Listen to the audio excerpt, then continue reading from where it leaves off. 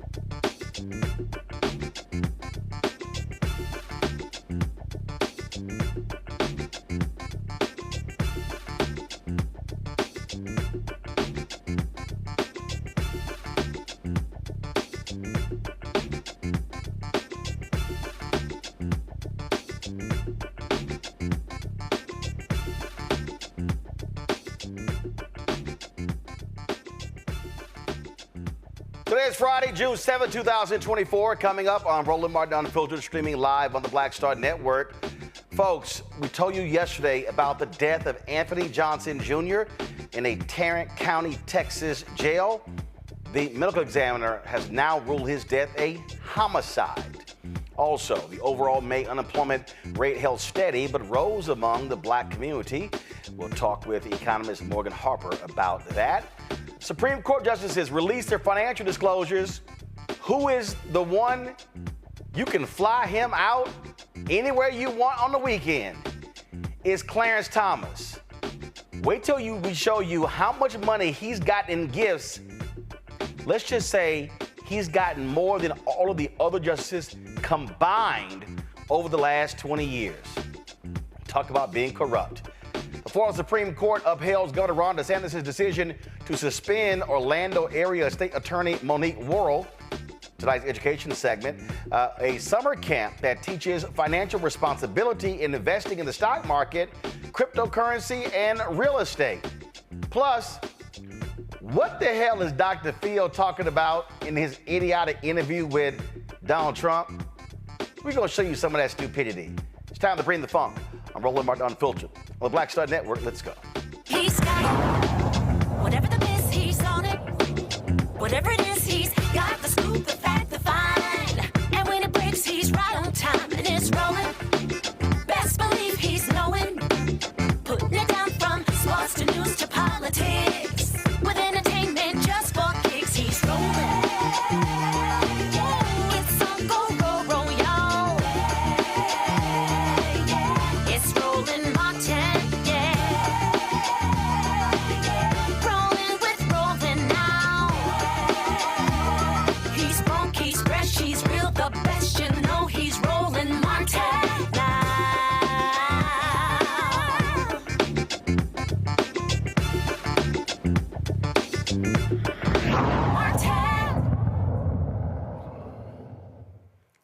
It's being called a blowout jobs report. 272,000 jobs were added last month. Here's the thing. The economists were expecting some 160,000 to be added. The unemployment rate rose from 3.9% to 4%.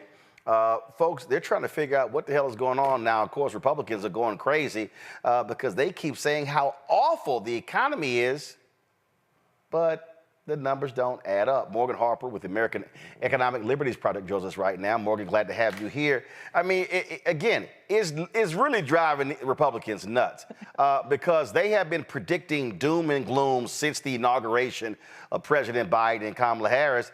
And it seems every month they're like, damn, another one. Absolutely.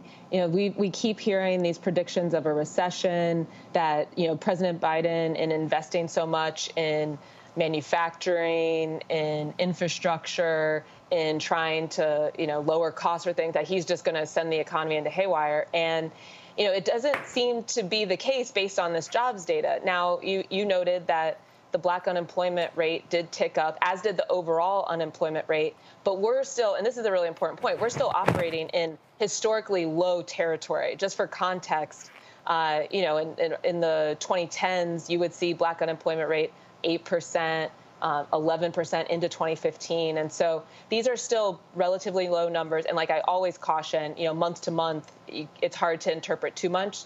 But we are seeing that there has been that overall increase in black unemployment, so something for us to continue watching. Well, the reason why I think it's hilarious is because every time I hear mushmouth Senator Tim Scott, the economy was so great under Donald Trump, and it's like, sorry, dude, you're getting blown out. 6 million jobs created under Donald Trump, now in excess of, approaching almost 14 million under Biden Harris. I don't know what the hell economy that they're looking at. Yes, inflation is an issue, but we have to recognize price gouging among companies. That's why these major companies are dropping their prices, because they realize that customers are saying, the hell with y'all.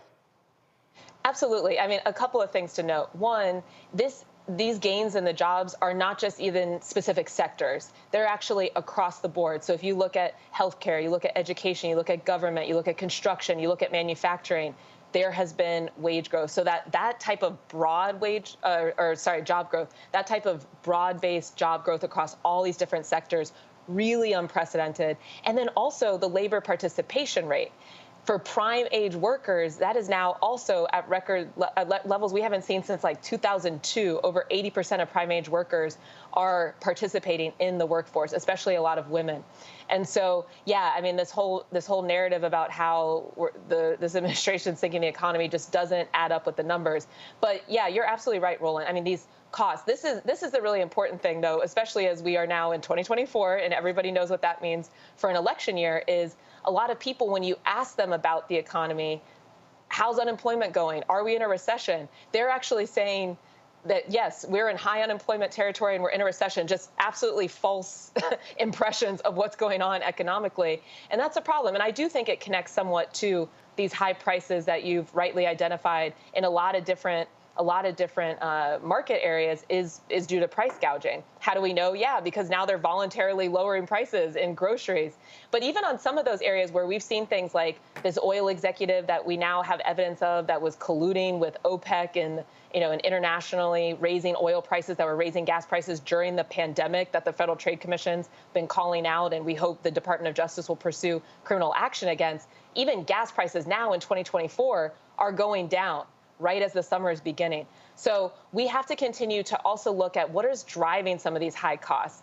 For example, healthcare. I mean, I think that's one I hear a lot from people, that just the cost of healthcare, the unpredictability of what those costs are going to be, is a huge stress in their day-to-day economic lives. And that is something that connects to a whole series of monopolies throughout the healthcare ecosystem. We have pharmacy benefit managers that are just taking bribes, giving drug manufacturers these rebates and inflating the cost of overall health care.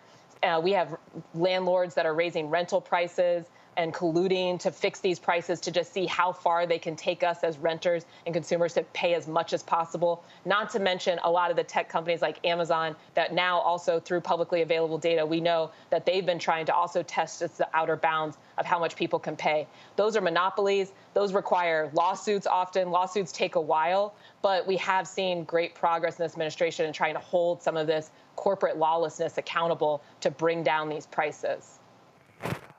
Last point here, I think when you talk about what people are saying, and I just firmly believe this, I believe, yes, prices plays a part of that, but also when you've had nothing but negative media reporting for 3 years left and right, and then the constant barrage of negative data coming from conservative media, I think that skews a lot of those polls. Oh, absolutely. And as we know, I mean, once you get in one of these rabbit holes online because of these algorithms, which is why we need to break up big tech to get some control over the internet again. Yeah, once you get in one of these rabbit holes, then you're just going to get information that reinforces whatever perception you might have seen in that one article or that one clip you watched. And so it's true. I mean, it's really difficult, I think, to discern too much from polling. But I don't want to underestimate or somehow minimize, that things are expensive, and we got to continue to work on bringing the prices down. All right, Morgan, we really appreciate it. Thanks a lot. Great to see you. All right, thanks a bunch. All right, folks, got to go to a break. We'll be right back. Roland Martin Unfiltered on the Black Star Network.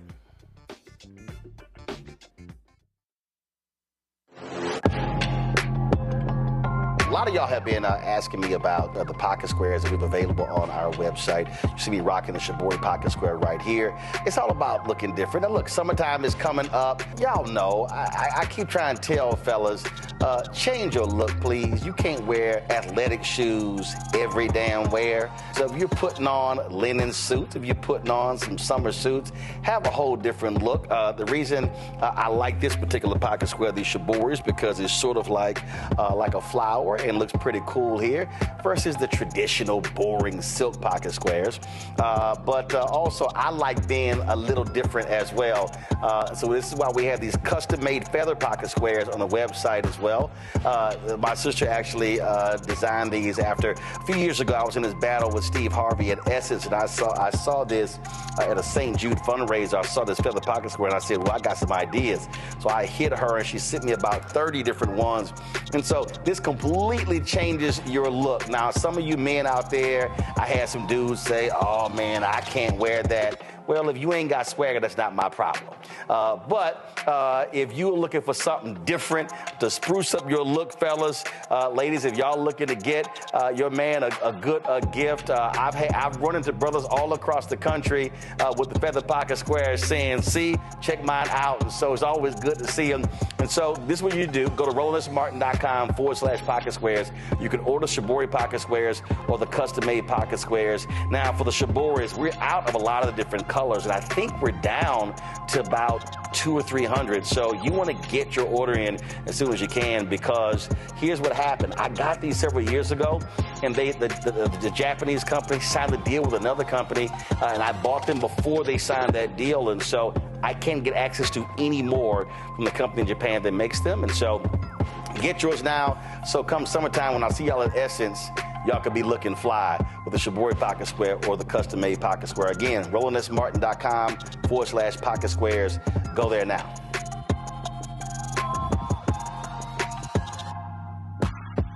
Hey, it's John Murray, the executive producer of the new Sherry Shepherd Talk Show. This is your boy, Earthquake. And you're tuned in to Roland Martin, Unfiltered.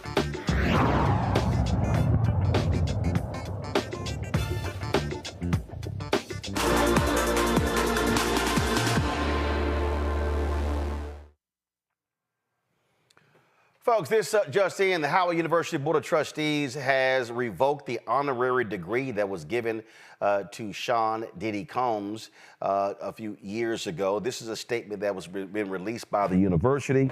It says this is the statement. The Howard University Board of Trustees voted unanimously today to accept the return by Mr. Sean Combs of the honorary degree conferred upon him in 2014. The acceptance revokes all honors and privileges associated with the degree. Accordingly, the board has directed that his name be removed from all documents listing honorary degree recipients of Howard University. Mr. Combs' behavior, as captured in a recently released video, is so fundamentally incompatible with Howard University's core values and beliefs that he is deemed no longer worthy to hold the institution's highest honor. The university is unwavering in its opposition to all acts of interpersonal violence.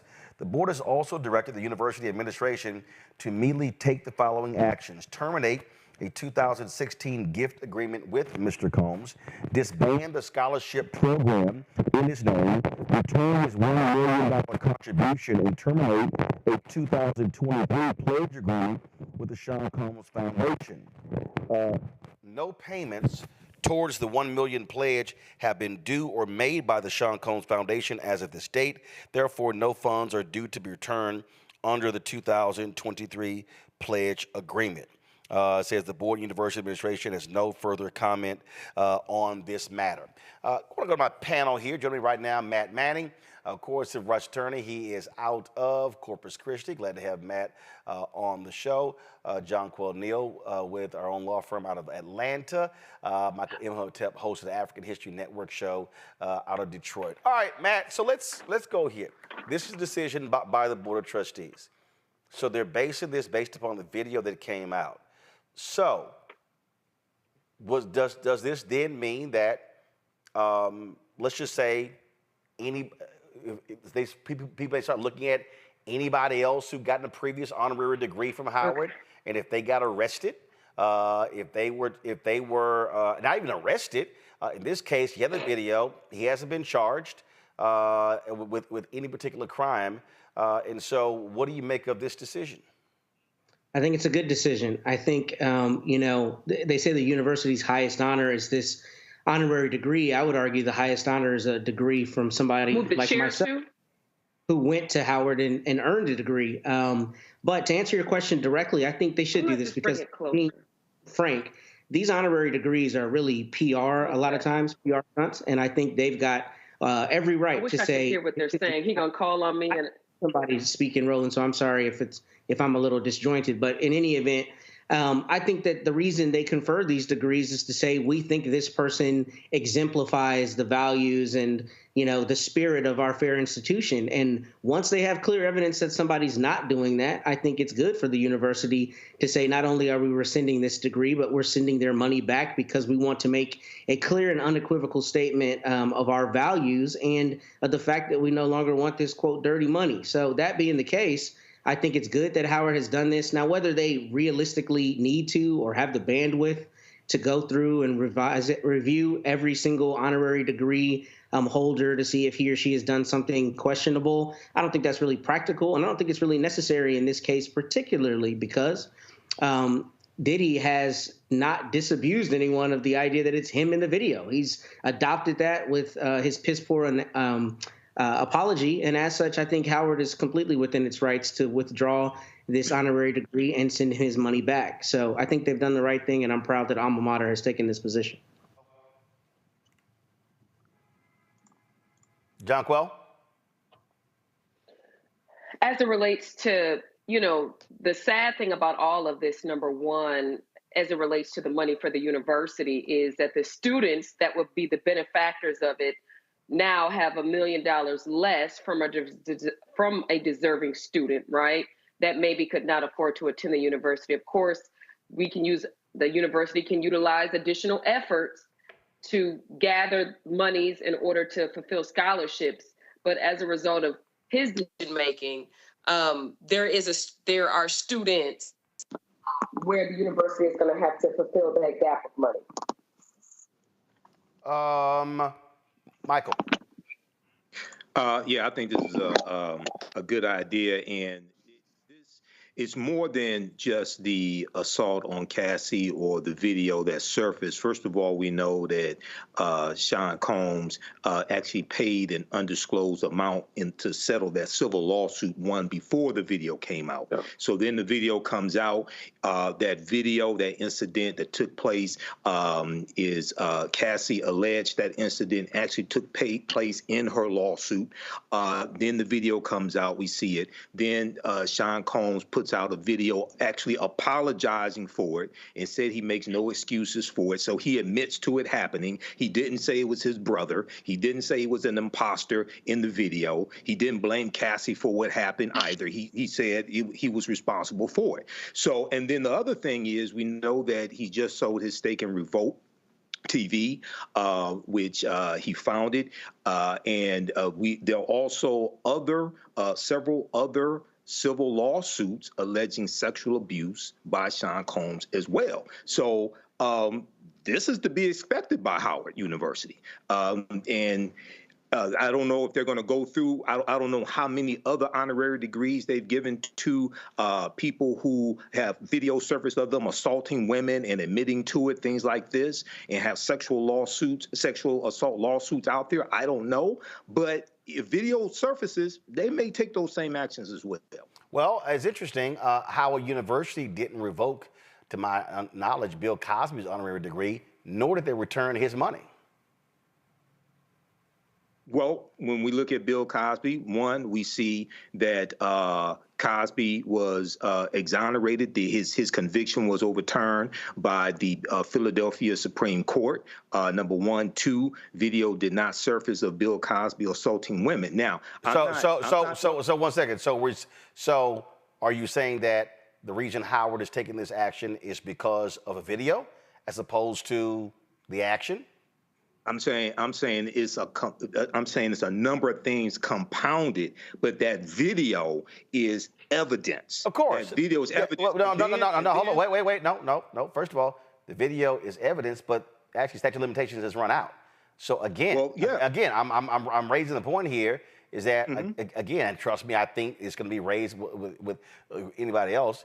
Again, if you want to compare two high-profile individuals, when they were going through all the stuff happened with Bill Cosby, Howard did not revoke his honorary degree, nor I'm going to show you nor return the money. And I'm going to explain the difference to you right now. What's the difference? Number one, in the statement that Howard just put out, they said no payments on the $1 million have been made. Number one. Number two, Bill Cosby said the sex with Andrea Constant was consensual. Okay, but here we'll go. Again, first of all, hold on. We know what he said. We also know it went through a particular trial. But here's the whole point. Whether any money had then been received or not, again, in fact, when Howard students were complaining about some comments that Felicia Rashad made when she was defending Bill Cosby said, send my money back. Howard didn't do it.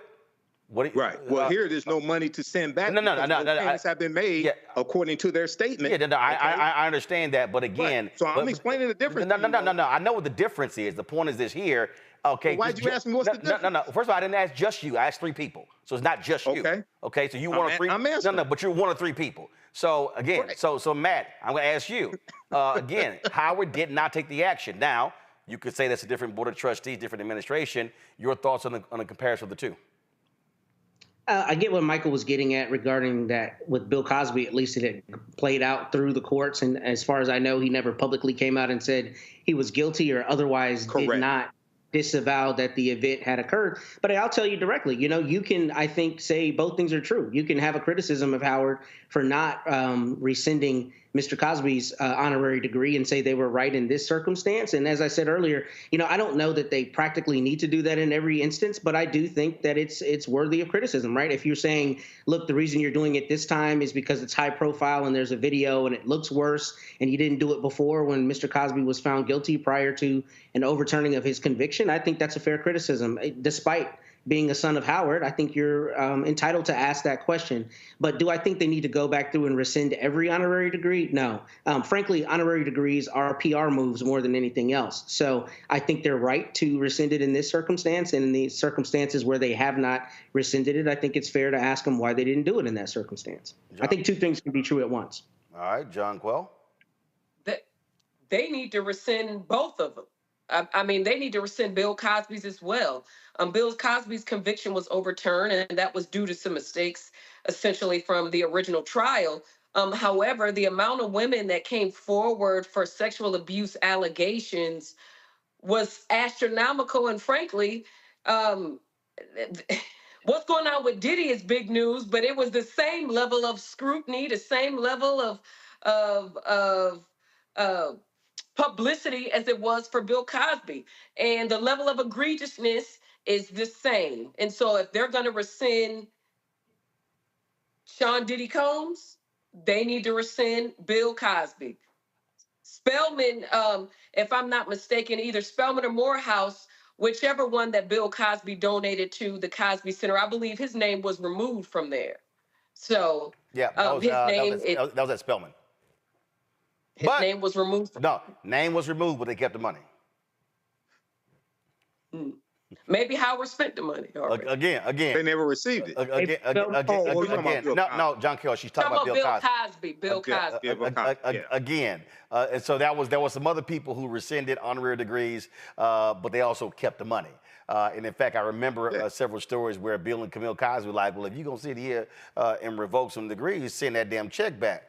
Folk didn't want to send that check back. So I'm just saying. All right, I go to a break. We come back. We're going to talk about the case out of Fort Worth. Medical examiner has ruled the death of Anthony Johnson a homicide. We'll also talk about what the hell was Dr. Phil talking about in his interview with Donald Trump.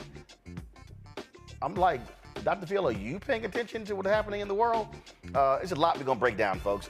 You're watching Roland Martin Unfiltered on the Black Star Network. Support us in what we do. Join the Bring the Funk fan club. Send your check and money orders to P.O. Box 57196, Washington, D.C. 2003 7-0196. Cash App, $RM Unfiltered. PayPal, R Martin Unfiltered. Venmo is RM Unfiltered. Zelle, Roland at RolandSMartin.com. Roland at RolandMartinUnfiltered.com. Download the Black Star Network app, Apple phone, Android phone, Apple TV, Android TV, Roku, Amazon Fire TV, Xbox One, Samsung Smart TV. Back in a moment.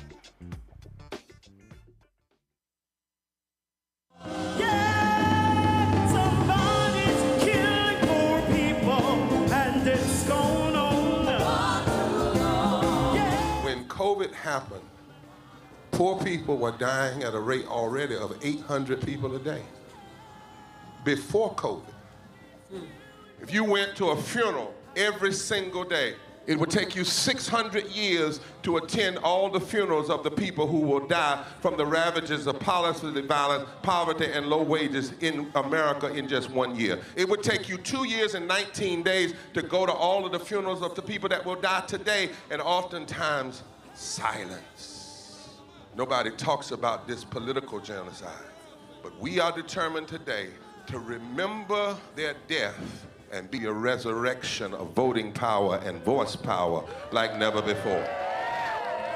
Economic justice and saving this democracy are deeply connected.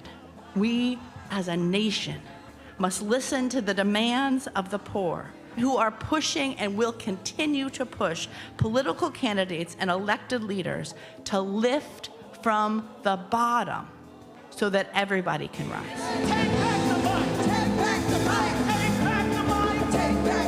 We are the poor, the marginalized, and the underpaid. And we are taking one step forward to say that everybody has a right to live. Poverty is not the fault of those who are impoverished. It is caused by those who make the policy. There are over 135 million poor and low-wage, low-income people in this nation. The biggest block of potential voters by far is low-income, low-wage voters. I can't afford medicine. Sometimes I have to skip because of the cost. The farm worker community is tired of the violence imposed upon us by greed, exclusion, and denial of basic human rights. Those folk that represented by that casket, poor and low-wage workers who are the most moral people in this country because they go to work every day believing, even though going to work is hazardous to their health. I'm tired of working 70 to 80 hours a week and still not have money for the necessity of bills. I'm tired of getting sick and not being able to go see the doctor. Having to make a choice to pay between rent or the light bill or food or clothes. You cannot claim to care about families and a culture of life and then do everything in your power to rob people of equal access to resources and to force them to live in poverty. Leadership of both parties have waged war on poor people and low-wage workers.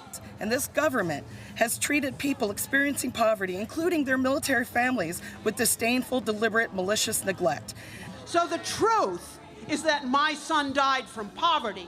We refuse to accept poverty as the fourth leading cause of death. The fourth leading cause of death in this, the richest country in the world. We march today for our children and the generations to come. And we need to do it with the loudest voices possible, the biggest actions possible. We will voice our demands and register our vote.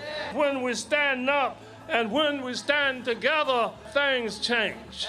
There is the electorate that is, and then there is the electorate that should be. 34 million eligible poor and low-income voters did not vote in 2016. If just 20% of those voters in swing states were mobilized around an agenda, they could change the political outcome of every election.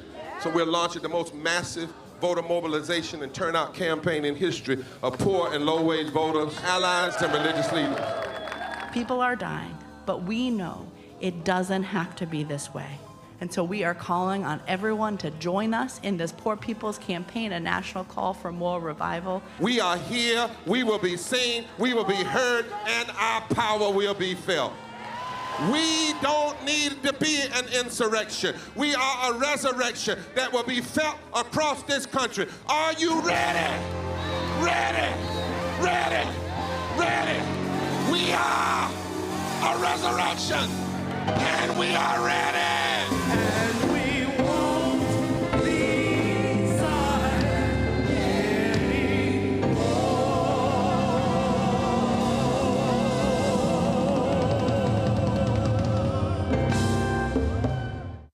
Hi, I'm Jo Marie Payton, voice of Sugar Mama on Disney's Louder and Prouder Disney Plus, and I'm with Roland Martin on Unfiltered.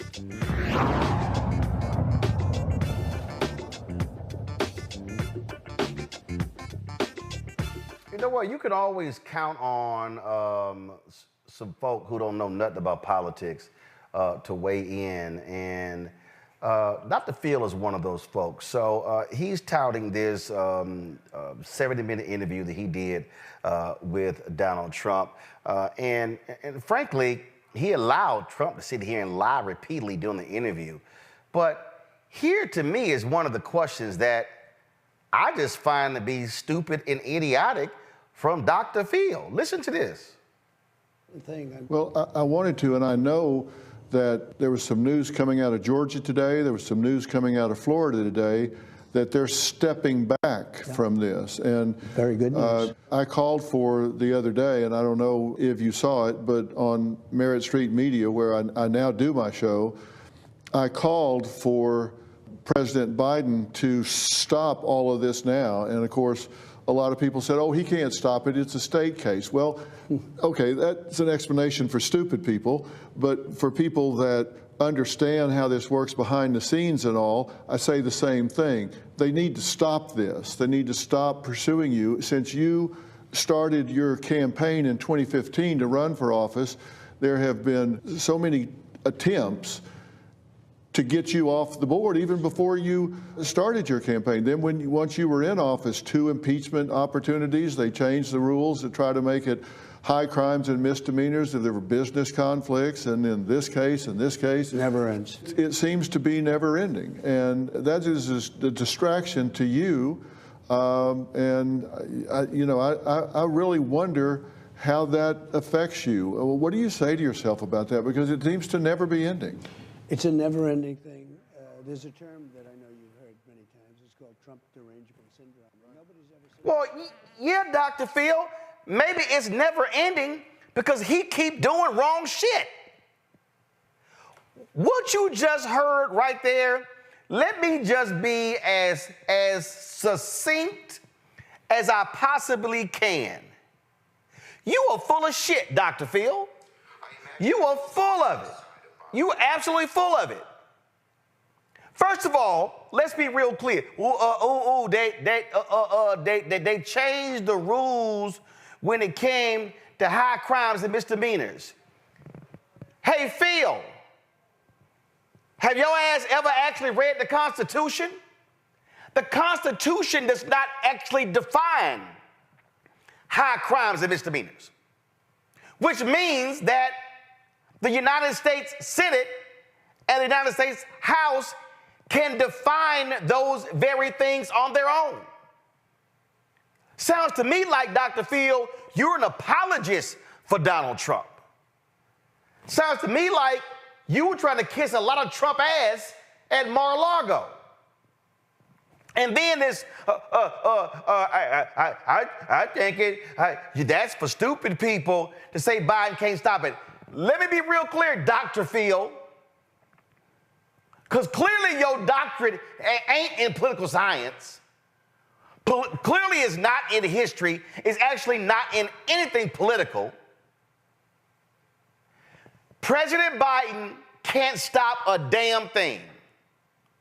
In fact, Dr. Phil, if Biden picked the phone up to tell Fani Willis not to prosecute Donald Trump, he has no jurisdiction. He has zero authority. He has no authority over Fani Willis in Fulton County. He has no authority over Alvin Bragg in Manhattan.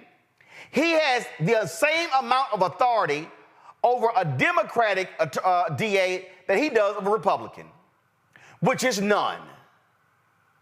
And no president and no governor and no mayor and no county judge should be calling a DA telling them what not to prosecute. Now, Dr. Phil, you've operated as a witness in many trials, so you know a little bit about the law. Last I checked, Dr. Phil, it doesn't matter if you're a former president. It doesn't matter if you're a candidate for president. The sign above the Supreme Court says equal justice under law. And if somebody broke the law, and if a DA took it to a grand jury and got an indictment, then they have to go through the exact same procedure as any other regular Joe or Jamal in America. But I want to know how you feel. I want to know how you feel. All the attacking, they seem like they trying to keep you off the ballot. No, Phil, seems like his ass keeps breaking the law.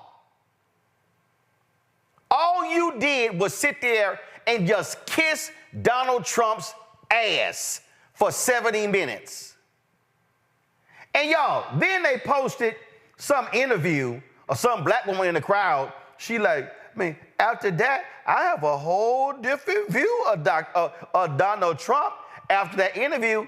Well, yeah, if you sat there and saw Dr. Phil kissing his ass for 70 minutes. See, y'all need to understand what the likes of Dr. Phil are doing. First of all, he tried to say somewhere else, I'm not a political person.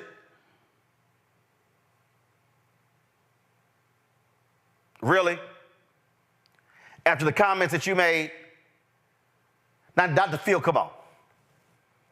Anybody with a quarter of a brain know you full of crap for what you just said. And so, yeah, you're going to get called out for it. And it was totally BS. I mean, they sitting here, they sitting here coming after you, and it's like they want to take you off the board. How about this, Dr. Phil? Why didn't you say, hey, Donald, if you don't want to be prosecuted, stop doing prosecutable shit? How about that? That could have been your position, Dr. Phil. But no, you want to use your platform to absolve Donald Trump of his alleged crimes. But here's the fact, Dr. Phil, as somebody who's been on the witness stand, participated in many trials, he was found liable for sexual assault in New York City. And he kept defaming E. Jean Carroll. I'm sorry, did you admonish him? Did you tell him, why won't you listen to the law? Please tell me, Dr. Phil, why didn't you tell Donald Trump to shut his mouth and stop insulting judges and violating gag orders? Oh, I'm sorry, that's right. That didn't go along with your long effort to kiss his ass for 70 minutes. You deserve to be criticized for that joke of an interview, Dr. Phil, because essentially what you did was a 70-minute campaign prop for Donald Trump. That's what we saw from you, Dr. Phil. John Quell, your thoughts? You know, with Donald Trump, although he was the president, these prosecutions, while everyone is, the biggest debate is about it being a party issue, right? The Democrats coming after the Republicans, or Biden coming after Trump. But what this really shows, and what's important here, is that when it comes to Donald Trump, is that no one is above the law. Even if you're the president of the United States of America, if you violate the law, if you break the law, then there are consequences to that. And you're going to be prosecuted as a result. And no one is going to drop the charges just because of who you are, what you're running for, or what your prior role was in the country. And frankly, you know, the president being the top person, the top man of the world, right? Because the United States is one of the most powerful countries in the world, right? We can't have tyranny running this country. And to Dr. Phil, that is begging President Biden to pardon him or to stop these prosecutions, is really unfortunate that he's even making these kinds of pleas to the media, to online, to everyone else, because as you previously stated, the prosecutor has the discretion. Each state prosecutor, right, can make the decision on who they're going to prosecute in their jurisdiction. And so at the end of the day, he was just found guilty of 34 counts, okay, in that felony trial. And so at the end of the day, you've committed these felonies, a jury has spoken, and you deserve the consequences, as would any other ordinary citizen in this country. Here's what sort of cracks me up here. I mean, I'm talking about if y'all want to hear something that's a joke. Wait, let me play this one right here, because I just found this one to be unbelievably laughable for somebody who supposedly is a doctor in human psychology. Supposedly. Listen. I know you got a thick skin. You're not one of those people that's afflicted with the need to be loved by strangers. I get that. I think that's true. My question is not how do you do it. My question is why do you do it?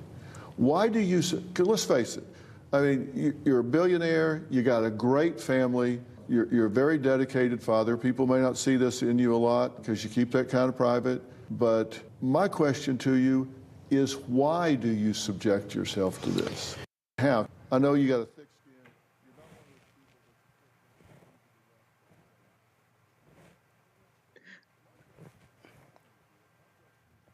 Matt, what?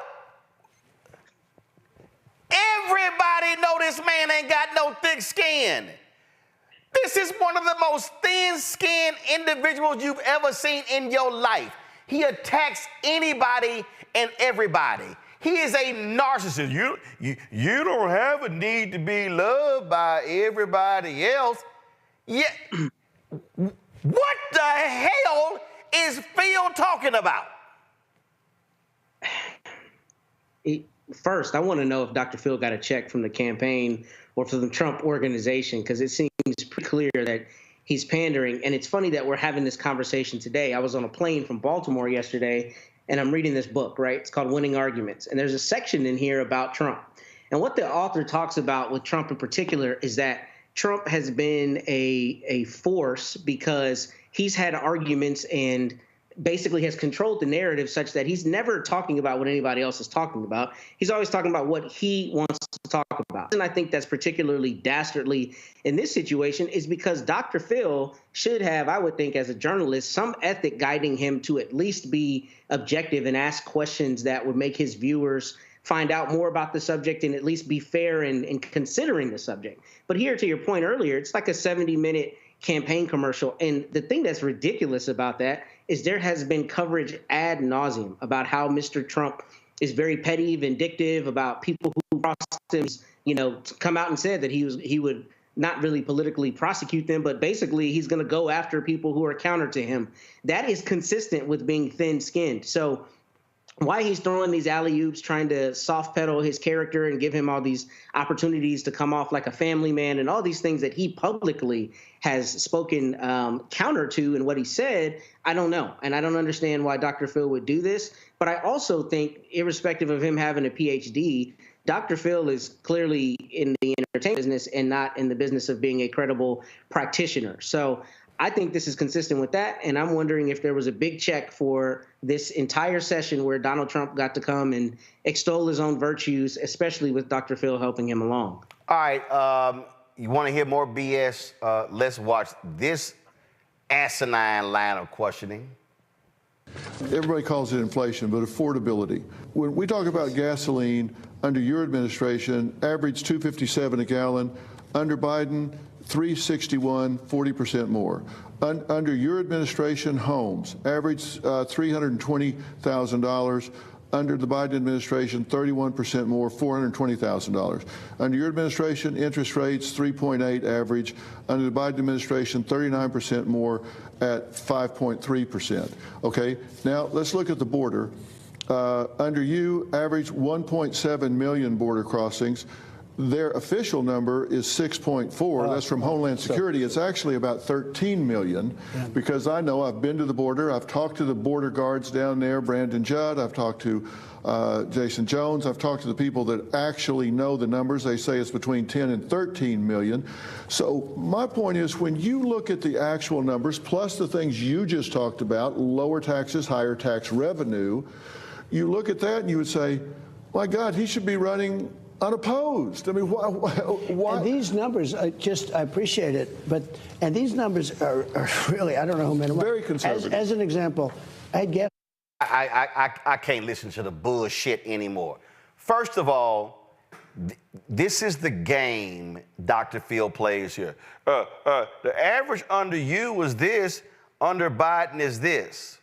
Okay? First, nice, convenient way to skip over 2020, Dr. Phil, that thing called COVID. Nice try. Second of all, when he talks about, average prices of a home, Dr. Phil, would you like to mention how America did not build enough housing stock in the previous decade? Do you not want to mention that private equity by at the end of the decade, they will own 40% of all housing stock? That kind of plays a role in all of this. Because guess what? I can show you actually that prices were lower under Obama. Because you know what? Oh, that's right. Because we had an economic recession because the housing market crashed in 2008, 2009, and 2010. Oh, wow. Those things are called facts. And so what Dr. Field tried to do right there, Michael, was give this bullshit false equivalency. I don't understand. If those things were so great, you should be running unopposed. We should just be sitting here hand delivering the cake to you every day because, my God, when you were there, the world was just flat out amazing. Why are we not just kissing your feet and washing your feet and praising you, dear leader? That's what Dr. Field sounded like. Yeah, he did. And, you know, what's interesting is that Donald Trump inherited a relatively healthy economy. Not relatively. No, he inherited an economy that was completely rebuilt after the destruction of Bush in 2007, 2008. And it was 3 years of hell under Obama in 09, 10, and 11 to get to a thriving economy in 12, 13, 14, 15, 16. Right. Yeah. It was the unemployment rate was 4.7% when Donald Trump came into office. He inherited a healthy economy. And for evidence on this, the article from NBCnews.com, Trump says he built a great economy. Numbers tell a different story. So it's interesting when Dr. Field wants to just compare the interest rates and compare the price of gas and things like this. He doesn't start with you inherited a healthy economy from Barack Obama and Joe Biden. And then also... And he doesn't say, and you handed Biden an economy that sucked. Exactly. Donald Trump is the only president that lost more jobs than he created. He lost 2.5 million jobs. No president has lost more jobs than were created since Herbert Hoover, okay, in 1932. The other thing is... Wait. Before I let you... I just reminded me. Mm-hmm. How you gonna cite numbers and go, but the real number is 13 million because I went down there. Yeah. Oh, so what you do? You like, 1, 2, 3, 4, 5, 6. I mean, so I'm sorry. So you gonna cite numbers, but then go on border crossing. Well, they say it's 6, but it's really 13 because I went down there and then I talked to the people down there counting. So, so we should believe that number and the other number. Go ahead, man. That looked more like a Fox News propaganda interview. But the other thing is that during COVID, when you had shutdowns in various states and nobody was driving, right? The price of gas plummeted because demand dropped. So it looks like he's averaging those. Hold up. Mm-hmm. Demand didn't just drop. Yeah. What? Nobody driving. Right, exactly. We drove oil prices down. I live 45 minutes from D.C. Right. I'm used to sitting in traffic. It was a damn ghost town driving in every day. What? I have never in my life, I will never forget 2020 and half of 2021. It was like, damn, where did everybody go? So, of course, Dude, he just sat there again. But this is what happens when you go, well, the numbers are this and the numbers are this, and so this is apples, this is apples. No, it's not. It's a lot of stuff you leave out trying to sit here and craft the argument. But what got me, Michael, was you should be running unopposed.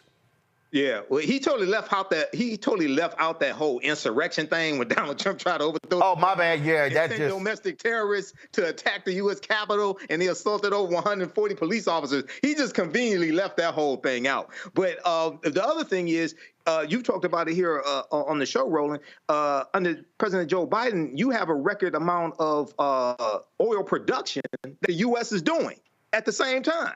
Okay, The Economist has an article, Joe Biden, master oil trader, from May 16, 2024, that goes into this and deals with why, even though the price of oil, I think the price of gas is a little higher, I think, than this time last year, but it's still relatively low.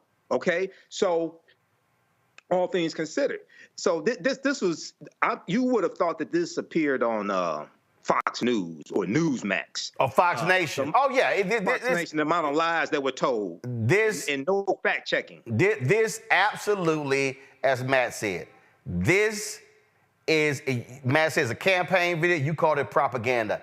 That's all this is. Dr. Phil has absolutely no credibility with me talking politics after this joke of an interview with Donald Trump. I mean, it's abundantly clear. Absolutely. It's abundantly clear. And so his line of questioning, all the stuff he laid out, and I'm just sitting here going, and we supposed to believe your ass? And your Merritt Street media? Nah, we ain't believing that trash. It was an absolute joke. And hold on, let me see if I can find that damn clip of the black woman they had in the audience. You know, I just had a whole different view of Donald Trump after watching that interview. Yeah, because all you watched was an ass-kissing interview.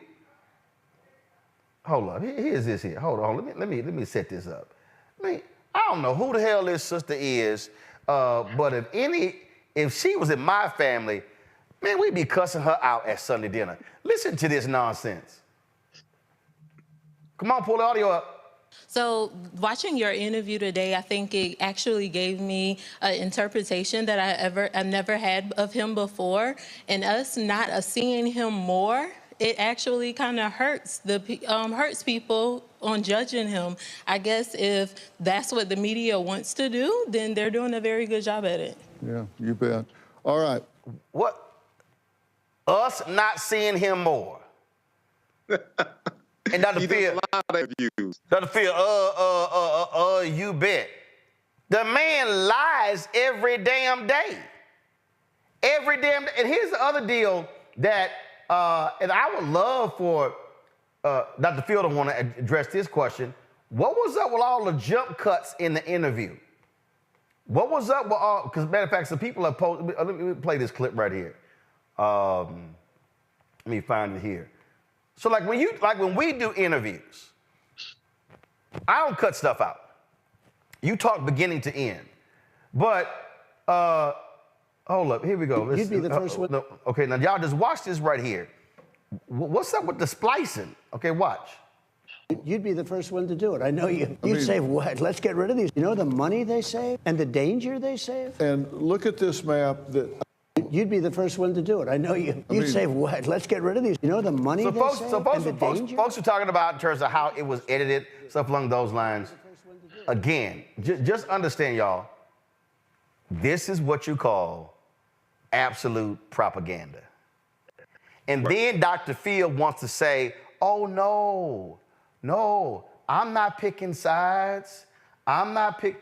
He's giving all these. Oh, no, I don't do those things. No, I'm not even involved in politics. I just want the world to come together. In fact, y'all, this is literally what he said 3 days before he decided to go talk to Dear Leader. Listen to this. I wanted to share my final thought about this. This weaponization of our great institutions, the FBI, Justice Department, and individual states' similar institutions, will lead to one of two outcomes. Okay, let's stop right here. So first of all, you already are using right-wing talking points by saying it's the weaponization of the Justice Department. I'm sorry, do we want to remind Dr. Phil who tried to actually fire a number of officials? That was Trump. Who ordered, and he and several of his top lieutenants in the DOJ said, we will resign if you make this move? That was Donald Trump. This is the man. Really, Dr. Phil? Oh, the weaponization against him? Okay, a little more BS, y'all. From the other side, tit for tat.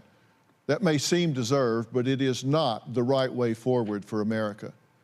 The other is what I call on you to demand from your politicians today, an end to this craziness in order to save the soul and sanity of our country. The Pope has actually given us the right approach in his new book when he says, we are all brothers and sisters, and there must be no resentment among us. For any war to truly end, forgiveness is necessary. That is true of any war, including our current cultural war. We need our Justice Department to return to the business of meting out justice and not running the political agendas of those currently in power, blindly. So the DOJ, so help me out, Dr. Phil. If the current Department of Justice was doing Biden's bidding, why is his son on trial? Right. I mean, if they would do my bidding, I'd be like, y'all ain't prosecuting my son. Oh, remember when Biden said, remember when Phil said that Joe Biden could pick the phone up and end these trials? How would Dr. Phil like it if Biden said, y'all ain't prosecuting my son in this? Oh, you would have a problem with that, huh? Right. Ain't that interesting? Biden has come out and said he will not pardon his son if convicted. Donald Trump said he will pardon every single person involved in January 6th. But you, Dr. Phil, say we need to get back to doing the job. Okay, just a little more of the BS from Dr. Phil. Wait, can I ask a question first? Convictions, warranted or otherwise, and attacking political opponents. That requires a very few important things from each of you, from all of us. Finding your voice, forgiveness, and focus on the way forward. Okay, he just said forgiveness and focus on the way forward. Yeah, 3 days after this, in his interview, Donald Trump promised retribution against his enemies. I didn't recall Dr. Phil quoting the Pope at that time. I didn't recall Dr. Phil telling him, you know what, that's not right, that's not fair, that's not just. You should be extending grace and mercy. Oh, I'm sorry, we can't use grace and mercy against somebody who holds the Bible upside down. Back to Dr. Phil. Forgive them, for they know not what they do. Forgiveness, and at the same time requiring better. We are not some banana republic, for God's sakes. What are we going to do next? Have a Putin poisoning posse? Okay, all right. So first of all, let me help Dr. Phil out with something. When you say the phrase banana republic, do you know where that came from? That phrase came from the United States helping overthrow countries largely in Latin America because of the folks who own banana plantations. Yeah, that's how we also took over Hawaii and it became a state. Just read Stephen Kinzer's book, Overthrow. Now, let me help you out, Dr. Phil. In a banana republic, there ain't no trial. They go from pick you up to execution.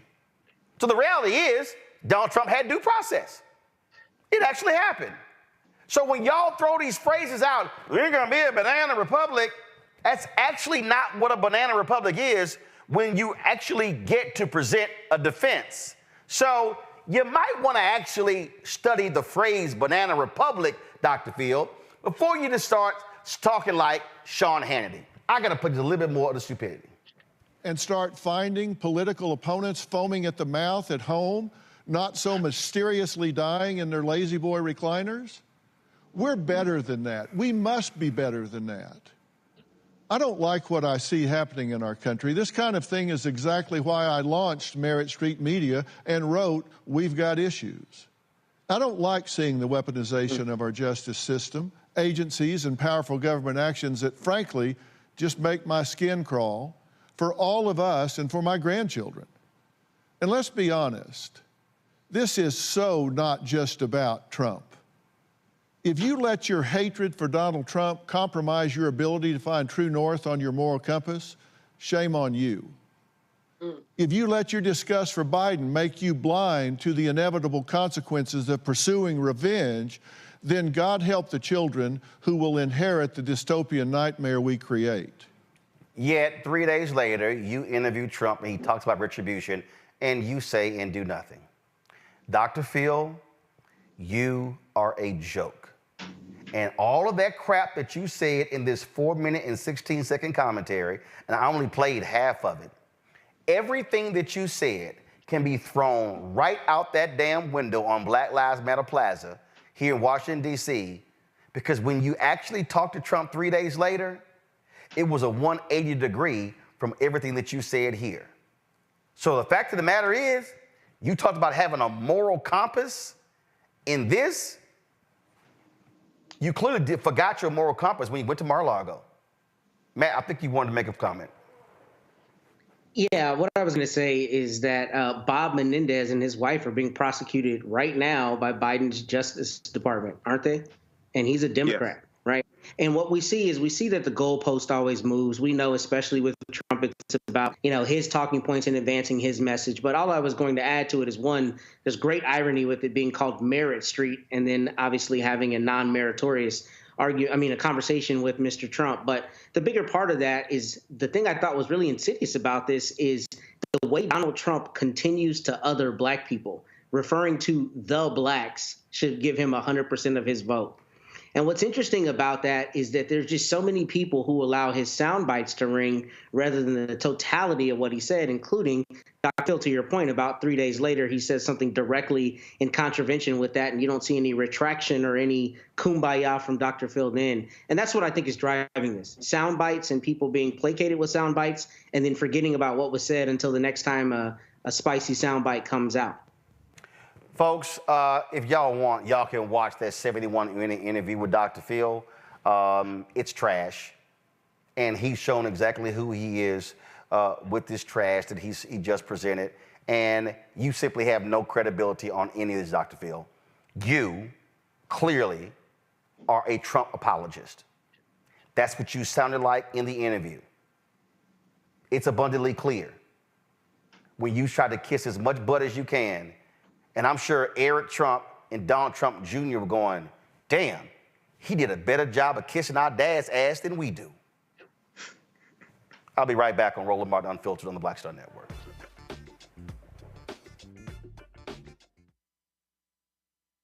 Now streaming on the Black Star Network. If you look at all of the best mans, the movies, and then, of course, series on Peacock, why do you think it resonated so well?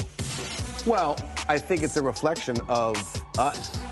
I think it's a reflection of authentic black people, the way they see themselves. And in some instances, aspirationally so.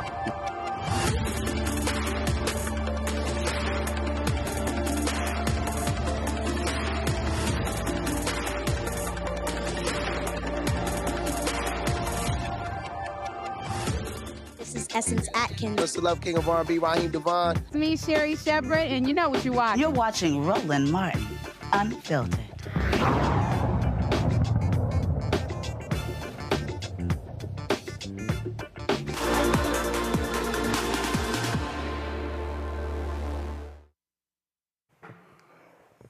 Folks, the breaking news out of Tarrant County, Texas. The medical examiner there has ruled that the death of Anthony Johnson Jr. has been ruled a homicide as a result of asphyxiation. Now, we talked yesterday with his parents. He spent 8 hours in the Tarrant County jail before he was, frankly, assaulted by jail guards there. Now, this decision comes in, this ruling comes in. This here is some of the surveillance video here. You've heard the sheriff offer excuses. 66 people, let me say it again, 66 people have died in the Tarrant County jail in the past 7 years. 66 people. And we showed you the family members as they appeared at County Commissioner's Court, demanding action. And now we have, today, this decision from the medical examiner saying this was a homicide. This here is a statement that was released by Tarrant County Commissioner, one of the Tarrant County Commissioners, Elisa Simmons. We've had her on the show. She says here, another heart-wrenching jolt for the family of Anthony Johnson Jr. came today with the Tarrant County Medical Examiner's release of Mr. Johnson's autopsy results. The manner of death in Mr. Johnson's Tarrant County jail death has been ruled a homicide. The cause of death was determined to be both mechanical and chemical asphyxia. I extend my sincerest condolences to Mr. Johnson's parents, siblings, and the entire family during this incredibly challenging time. I am saddened by the determination, yet I am not surprised by it, considering what we all witnessed in the partially released video. Each and every individual who had a role in causing Mr. Johnson's death should be held accountable for their actions or inaction. The accountability I am calling for includes the filing of applicable charges for all involved, to include detention officers, supervisors, and medical personnel. The shocking tactics displayed in the limited video that was released make clear that Sheriff Bill Wayborn is ultimately responsible for this tragedy. I repeat my call for the sheriff to release all remaining video footage that captured the excessive force death of Mr. Johnson to Commissioner's Court members, followed by release to the public. As county executives, the first question we must ask and answer is, could this have been avoided? I look forward to next week when I have my initial meeting with the United States Department of Justice. I'm committed to supporting efforts to ensure the Sheriff's Office is seeking and implementing best practices. Until such time, I believe the Tarrant County Jail could benefit by a review by the U.S. Justice Department. Darrell Washington is the family attorney. Darrell joins us right now. Look, we had y'all on just 24 hours ago, and now we have this determination from the medical examiner. What was the response of Anthony's family? It was shocking, Roland, and I would say shocking because, you know, we all have seen throughout the country, whenever you have these type of deaths, typically a medical examiner would come back with a ruling that is not consistent with the evidence that's been viewed by the family. But the family knew all along, just looking at that partial video, that what happened to their son was murder. So I will tell you, when we gave them the news, it was like them receiving that very first call when they learned that Anthony was dead. So it's been a very difficult day for the family. And again, you're going to have the sheriff now you got to deal with a medical examiner. Hey, not elected. It's all about the science. Now they have to now deal with this being a homicide. Medical examiner didn't say accidental overdose, didn't say, oh, you know, something else. No, they ruled homicide. That's called murder.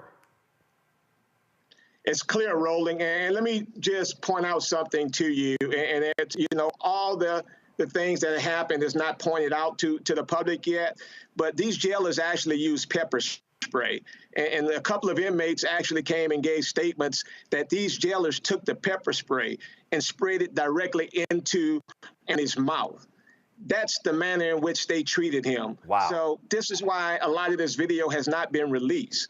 And when you see this video, as we said all along, people are going to be totally outraged. And this is the reason why they don't want this video to be released, because we know, Roland, and we've seen it all across the country. If there's video footage that shows what law enforcement officials are doing is proper, that video is released immediately without any hesitation. But whenever there's any type of video footage that shows what they did was wrong, then they want to hide behind an investigation. But this video has not been shown for much too long, and it is time for the public to see what's been going on in Tarrant County Jail. And listen, what's going on in Tarrant Jail is happening in the state of Georgia, it's happening in Florida, it's happening all throughout the country. And now we're going to see what Mr. Johnson has been saying all along. We don't want the death of Anthony to be in vain. You heard the commissioner say she's meeting with the Department of Justice. I mean, look, this is one of those cases where the DOJ should be swooping in. Frankly, the FBI should be coming in, confiscating documents in the sheriff's office and at the Tarrant County Jail. It's no question, Roland. I know they watch your show.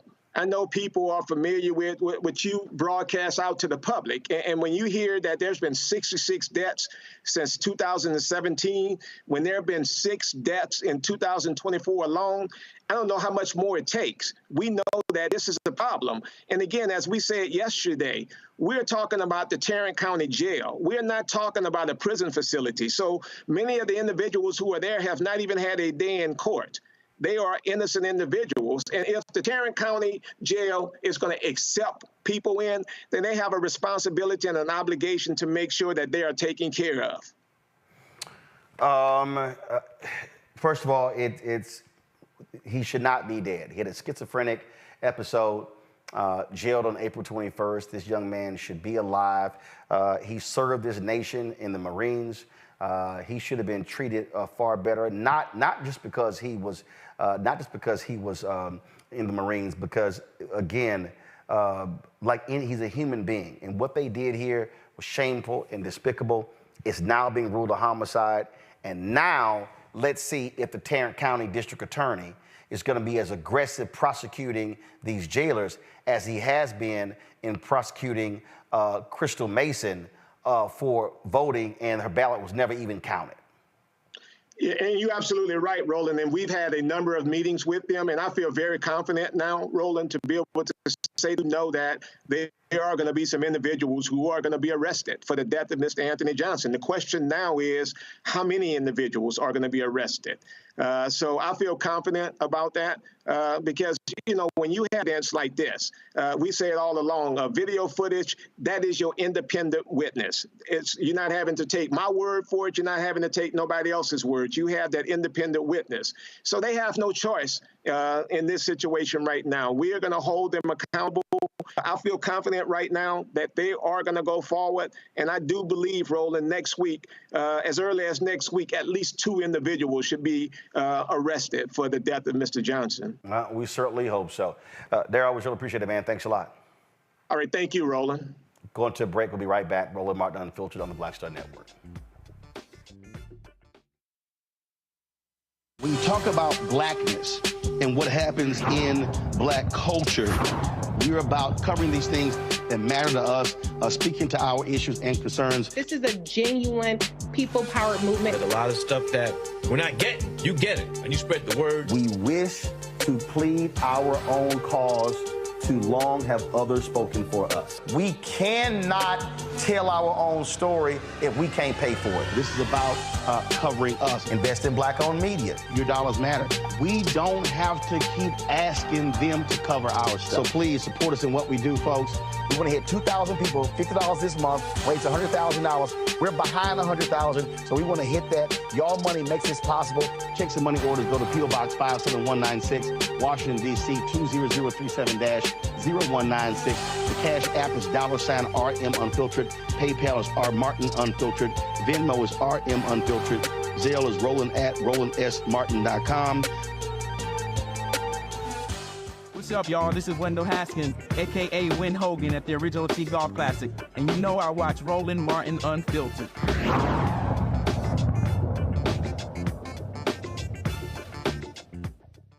Ben, I'm going to start with you. You're there in Corpus Christi. The reality is the Department of Justice right now is reviewing juvenile facilities in the state of Texas. 66 people have died in a jail in 7 years.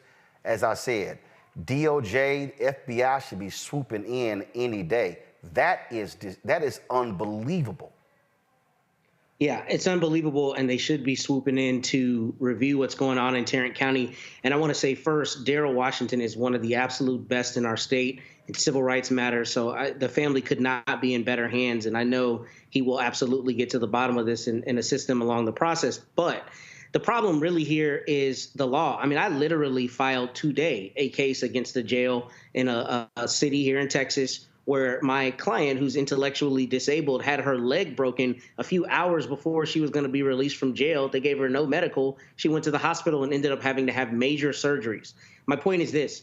Jails and prisons in the state of Texas and everywhere do not routinely provide people the care that they need. And in this instance, they killed this brother. Now, I will say, the medical examiner finding that it's a homicide is not a determination of guilt or liability as much as it's a determination of the cause of death, right?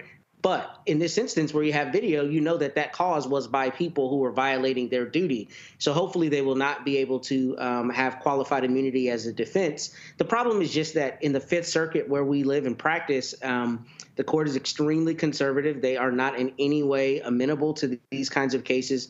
And the legal hurdles are difficult, despite the moral reality being it's clear that this family should be compensated and we should not be having this conversation. That jail has a serious problem, and a lot of jails around this state have a serious problem because people die in droves. In fact, the Texas Observer did an article a few years ago where they chronicled all of the deaths in Texas jails, and one of my cases was a part of that story. I'm still litigating that case. And I was baffled, despite having multiple cases like this, at the extraordinary number of people who die in jails and in prisons. And this, to me, ends up needing to be a legislative issue, because what happens is families have to climb the same Mount Everest to hold somebody accountable, no matter how clear the evidence is.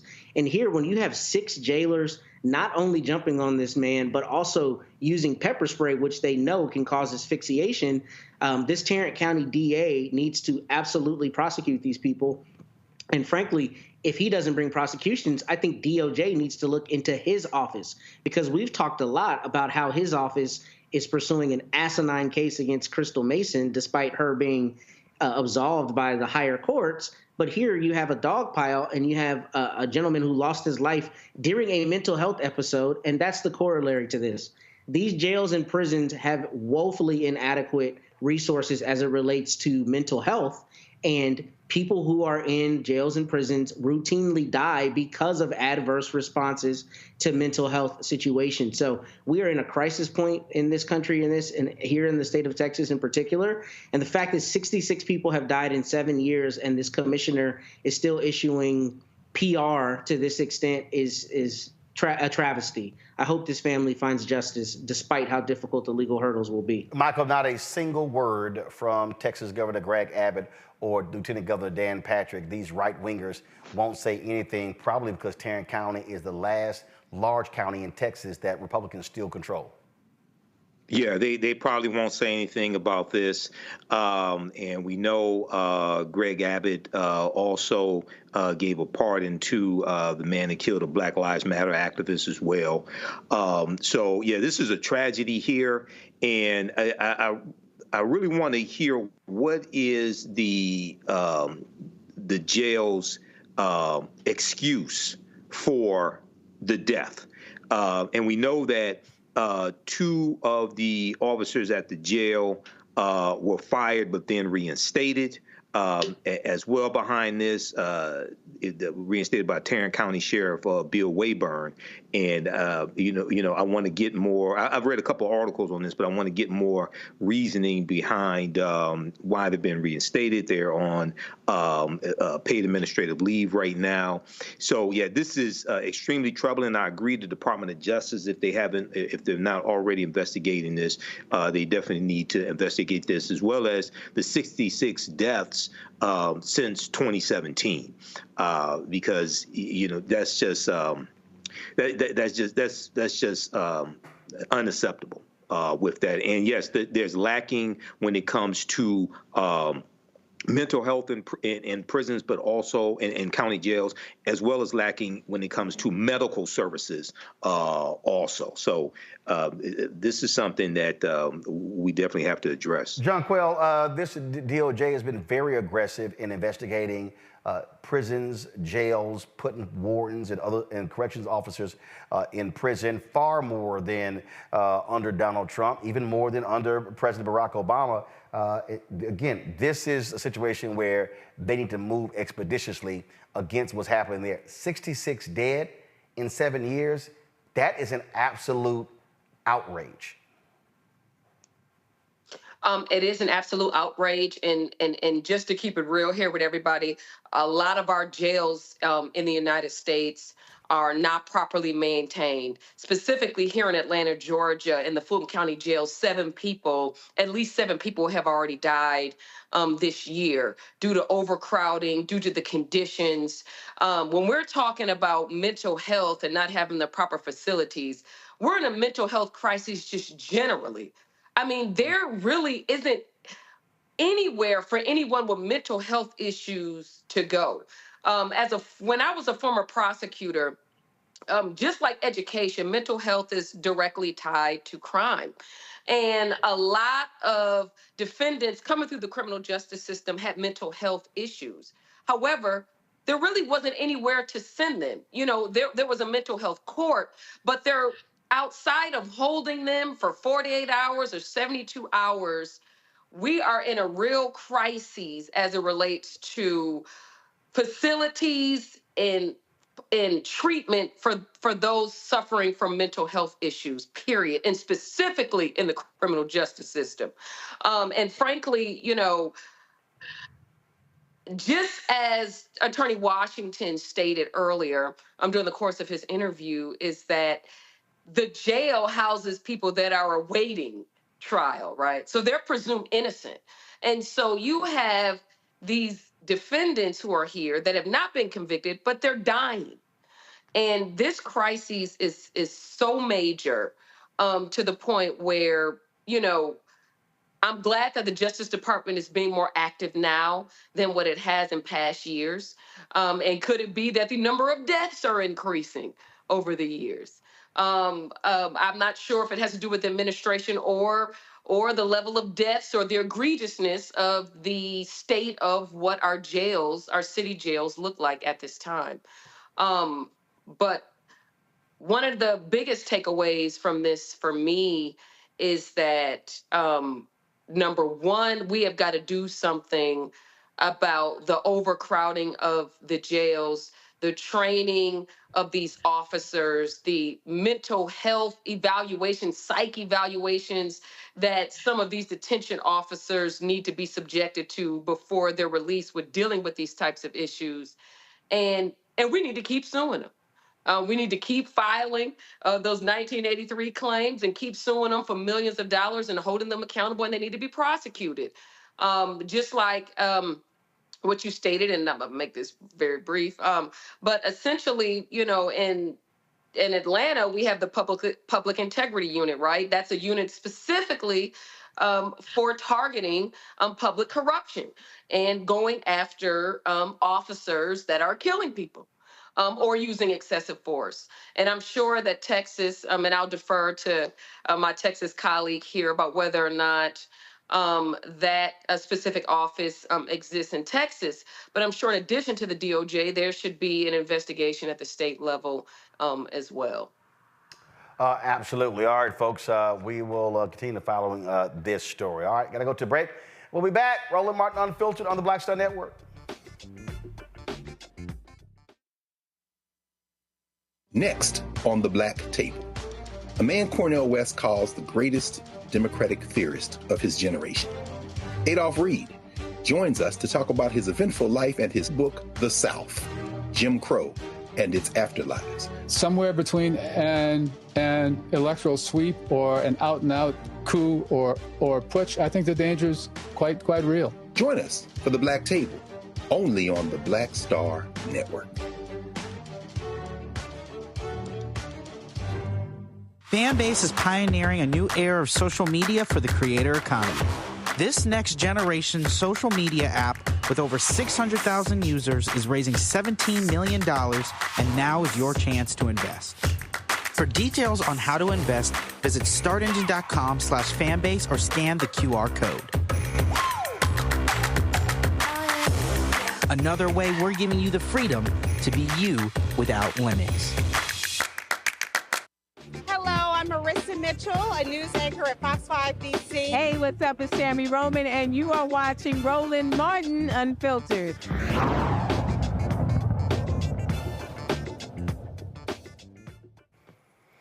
All right, folks, welcome back to Roland Martin Unfiltered. The Florida State Supreme Court says Governor Ron DeSantis' decision to suspend State Attorney Monique Worrell was not too vague. The 6-1 decision keeps Worrell out of a job. She is running for her office in November to regain her Orlando area position.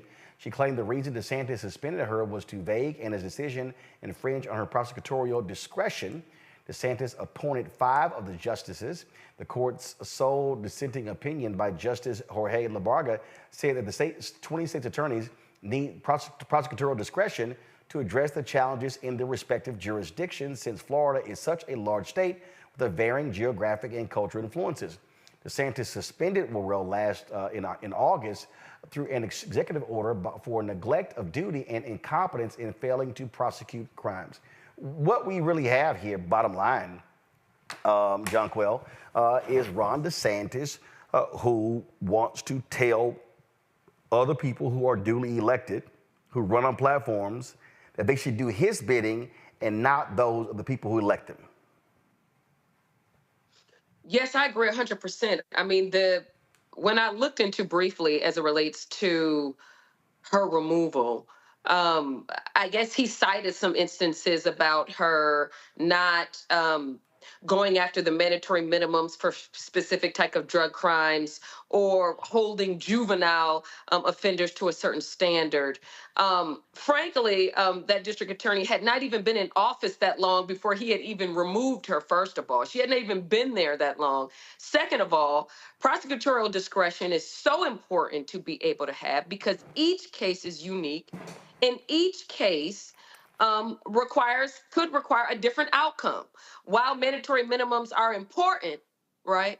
But we do know that in a lot of these drug cases, that you see these kind of outlandish, disproportionate sentences akin to someone that has killed somebody. Okay, and so it's just interesting that he removed her during the course of period of time when he was running for presidential election, which he subsequently is no longer in that race. But secondarily, she was the second Democratic prosecutor that he had removed, the former one having stated that he would not prosecute abortions. And so it's really being reflective of a Republican agenda when really the district attorney's position is so important. It ensures the safety of everyone. There's a time where politics, it has to be set aside, and it has to be set aside in the name of the safety of the citizenry and pursuing justice. And so it's really, really unfortunate. But it's my understanding that she's running again, and I wish her the best in that race. Here, Matt, is elections have consequences, and this is a right-wing thug who wants to force everyone to do his bidding, and this is the second state's attorney that he suspended. Yeah, and I think Jonquil hit the nail on the head in most respects. The only thing I'll really add to that is a couple things. The first is this is a legal problem insofar as in the state of Florida, the governor has the right to suspend this state's attorney, right? Whereas in the state of Texas, the only way you could do that is via a removal lawsuit, which I've talked about here on the show. To that end, your point is well taken, particularly as it relates to legislators, right? This is a legislative issue because it is in the Constitution, or at least in the Florida statutes, that he has the right to do this, which is kind of absurd because what we're seeing across the country, particularly in Texas and in Florida and in Oklahoma and other states, is we see Republicans particularly wielding local control when they want to have control within their locality, but then saying that the state or some higher level should be able to take away local control where people have voted for someone who they do not agree with ideologically. That's why Sergeant Perry got pardoned. That's why Fani Willis has been attacked. That's why all of these prosecutors particularly have been attacked, because Greg Abbott and DeSantis don't like the fact that they are duly elected in their communities and are serving their communities following people saying, I want you to be in office. So this is a legal issue that needs to be fixed by voting the right people into the Florida House of Representatives and the Florida Senate to either revoke this or amend the law or make it such that the voter's voice carries the day, because that's the problem here. You have a governor who can be politically motivated, and we know Ron DeSantis is exactly that in most decisions that he makes, who can take away the people's voice by removing somebody they duly elected. I mean, that's just offensive if you look at basic democracy, and that's what's happening in this instance. Michael, none of what Matt said is going to happen as long as Republicans have a gerrymandered map, and then they have total control of Florida. And that means people have to vote. Absolutely. That's what I was about to say. This is why elections have consequences. This is why elections are so important. We have to understand how to weaponize our vote. You don't vote for exercise, you vote for power. They're exercising their power. They're using their power over you in this anti-black state. And go back to 2018 when Andrew Gillum, Mayor of Tallahassee, ran against Ron DeSantis. And you had some African-Americans in Florida who said they weren't voting for Andrew Gillum because he didn't have a black agenda. And I say Ron DeSantis has a black agenda. He has an anti-black agenda. And an anti-black agenda is even worse than not having a quote-unquote black agenda. And we see what Ron DeSantis is doing. And then also, remember, we talked about the story of Andrew Bain in Florida, who replaced Monique Worrell, and then Andrew Bain, if I remember correctly, Roland, then he got rid of Monique Worrell's executive assistant. Am I correct on that? Yes, several top staffers. Yeah, and several top staffers and the executive assistant as well. So this is a deep, deep history dealing with Florida, former Confederate state. And this is why you have to vote these people out of office who continually do things to harm you. This was a progressive prosecutor here, Monique Worrell, and we have seen backlash coming from governors, coming from Trump's Department of Justice against progressive prosecutors that citizens voted for to be more fair in their prosecutions. Indeed, indeed. All right, y'all, we come back. Let's talk about the most corrupt Supreme Court justice we have seen in a very long time. Wait till I show y'all how much money Clarence Thomas has accepted in gifts from rich conservative benefactors. You will not believe it. I'll be right back. On a next, A Balanced Life with me, Dr. Jackie. Being of service to others is one of the greatest callings in life. But being there for someone else in their time of crisis is a whole new level, and you have to bring courage, commitment, and strength. On our next show, we meet two real-life angels who were thrust in the midst of caregiving and without warning. And he was looking strange and couldn't cut his meat. And it was very odd. And I said, well, what's wrong? And he says, I think I've had a stroke. And so, of course, it scared me. And we literally got in the car and he walked into the hospital on a Thursday. And by Saturday of that same week, he lost all control of his left side. The blessings, the challenges, and the way they maintain their balance, all next on A Balanced Life on Black Star Network. Hey, what's up, y'all? I'm Devon Franklin. It is always a pleasure to be in the house. You are watching Roland Martin Unfiltered. Stay right here.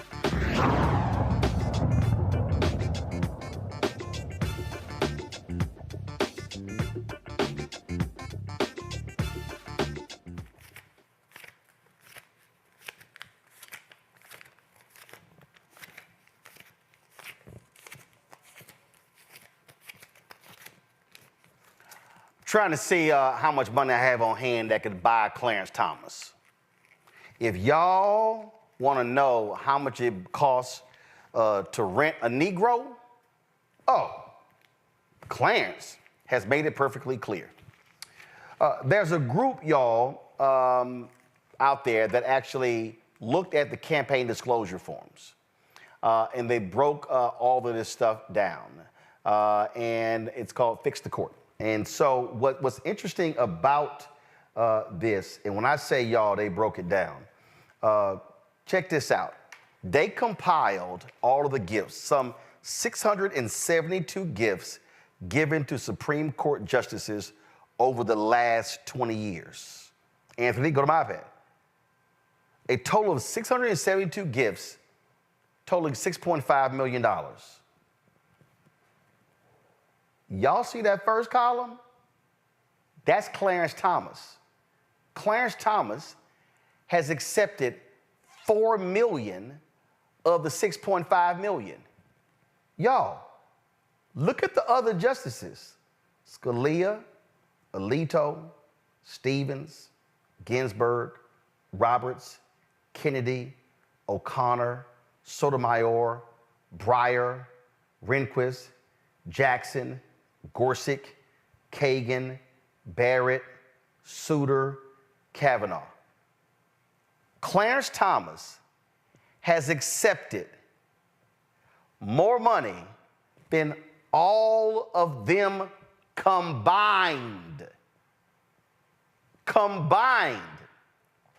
He's taken double what everybody else has gotten. This man, can we just say, Clarence Thomas, hello, rent a Negro. Rent a justice. I need everybody to understand. This man right here is bought and paid for.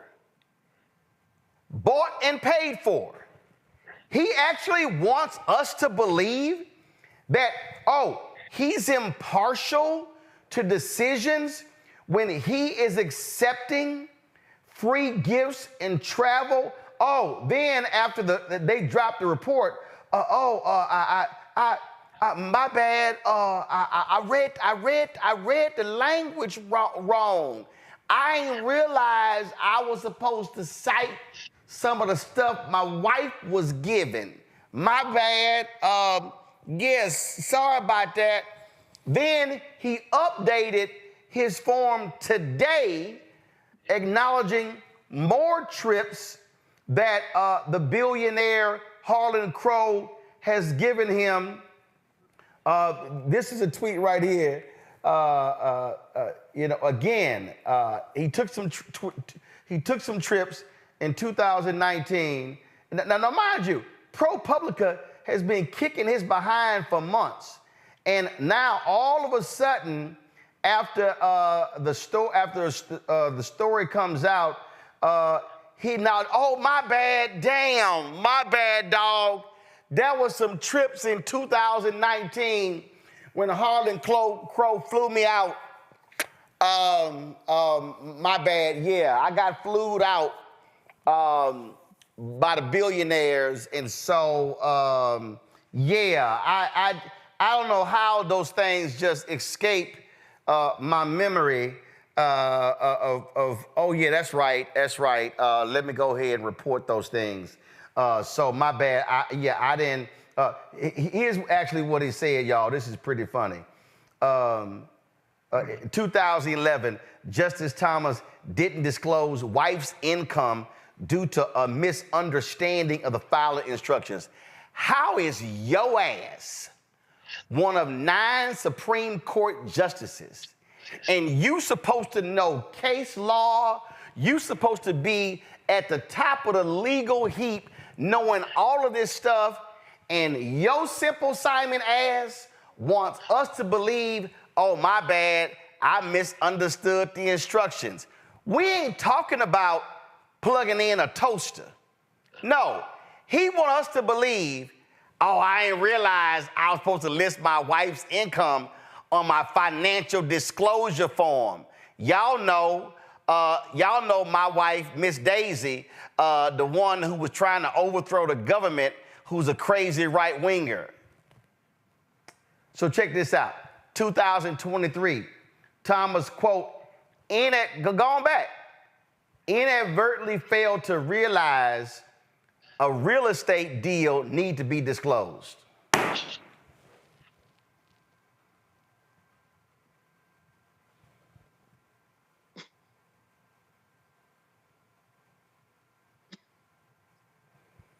It's called a financial disclosure form.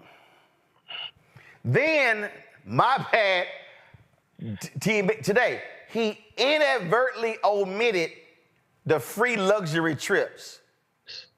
I don't know what happened. It just slipped my mind that I was on that private jet and I was flued out to these luxury trips. I don't know what happened. I just been so busy with all of these rulings. Look, between all the rulings and my wife trying to overthrow the government, it just slipped my mind. I just didn't realize what was going on. Matt, this is the most corrupt Supreme Court justice. Abe Fortas got $160,000 from a rich friend and was forced to resign from the Supreme Court. Clarence, darling Nikki Thomas, has gotten $4 million in gifts, and we're supposed to believe he's impartial. There are a few terms that come to mind. The first is get it how you live. The second term is who gonna check me, boo? Because that's really the question here. The Supreme Court does what it wants, right? I mean, we've heard about the recent fights to even implement any kind of ethics. I'll give you an example. When I was an assistant DA, I would never let anybody pay for my lunch. Because under the Texas rules, even though I could accept that, I never wanted there to ever be a question about impartiality, and I never wanted to be accused of accepting a gift. It is crazy. It is downright corrupt. It is Tammany Hall tactics, frankly, that a Supreme Court justice would continue to take all of these gifts and then lie about it. Oh, I didn't realize I couldn't do that. Inadvertently failed to realize. I'm glad you made the point you did earlier, because they go through the minutia of arcane legal arguments, novel arguments. Now, I don't like his positions on most things, right? But he finds a way to reason through some very difficult legal reasoning, but somehow cannot declare everything that he knows he's gotten as a gift. And really getting down to it, what's so heinous about this is that this is about as emblematic as it gets about how the other half lives and about how the justice system is a farce in a lot of respects. The people at the top of the heap making the decisions that control every court in the United States of America are accepting money under the table, essentially, from people who appear in front of them, which immediately calls into question any of their rulings, right? Because that's the whole thing you hear. John Quayle can speak to this. We talk about it in the law a lot, quote, the air of impropriety. Well, this stinks of impropriety. If I appear in front of you and I've paid for something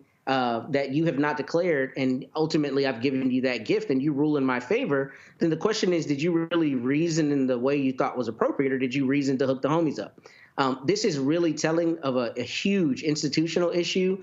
And I mean, in reading and preparing for the segment, I saw that Justice Jackson and others have received Beyonce tickets and other kinds of things. And look, you know, I like the idea that ideologically we know where she lies, but none of them should accept gifts. Right. Because their rulings are immediately called into question. Right. And those rulings have an immediate effect on our lives. Like when I walk out here today out of my office and I get pulled over by an officer, he or she is going to be bound by Supreme Court precedent. The idea that that precedent can be bought or sold by the highest bidder calls everything into question. And it's just heinous that it's continuing to happen and that he's continuing to be dishonest about it with the I didn't know I needed to disclose that. Usually judges do the opposite, and they go very hard in trying to be transparent about things because they don't want to be called to the carpet on this. But with the Supreme Court, since there's nobody above them, they've had no onus to do that. There is no way in hell, John Quayle, that the Supreme Court can govern themselves. No, that's gone. That whole, well, you know what, over the years, this is how it's been done. No, you cannot be an equal branch of government with the judiciary and the executive and you self-govern. I'm sorry. You have standards in Congress. You've got standards in the executive branch. There's got to be standards here when it comes to the federal judiciary. And in fact, here's what's crazy. There are standards for other federal judges. But the Supreme Court is like, oh, yeah, now we above everybody else. No, this man is bought and paid for. Ain't no other reason Harlan Crow just giving money to Clarence Thomas. Let me go ahead. Can we just go ahead and just be as frank as possible? If a dude wrote to a woman and say, baby, listen up. I'm going to fix your mama's house. I'm going to go ahead and pay for all of the trimmings and the fixing of your mama's house. Matter of fact, I'm going to go ahead and just buy your mama's house. And she ain't got to send me no rent. Oh, baby, you want that RV? Oh, I'm just going to go ahead and pay off that $270,000 loan on your RV. Oh, baby, I'm just gonna fly you out. I'm gonna put you on a private jet, and I'm gonna fly you here and here. I'm gonna fly you here and there, and we're gonna fly you all over. I'm gonna give you all kind of other gifts. I ain't doing all that out the goodness of my heart. There's an expectation that comes with me hooking your ass up. That's with most things in life, right? As they say, nothing is for free. Or I think that's an old saying, but I think that you're absolutely right. I think that I think that these disclosures now, after they have examined these over the years, there can be no more self-governance. I think part of the reasoning behind they can govern themselves is that the chance of people's cases coming into contact with them is rare. But at this juncture, when you've accepted that amount of gifts, there's no way that you don't have any conflicts with the cases that have come before the court. You know, in Georgia, a judge can't even receive a gift over $100, right? So you're saying $100 on the local level, but the Supreme Court justices can accept millions of dollars. That is absolutely insane. And frankly, I think the time to change that is now. He is listen, Michael, let's just go ahead and straight. This right here is these billionaires to Clarence Thomas. They like, we gonna make, like Clarence, we gonna make it rain, Clarence.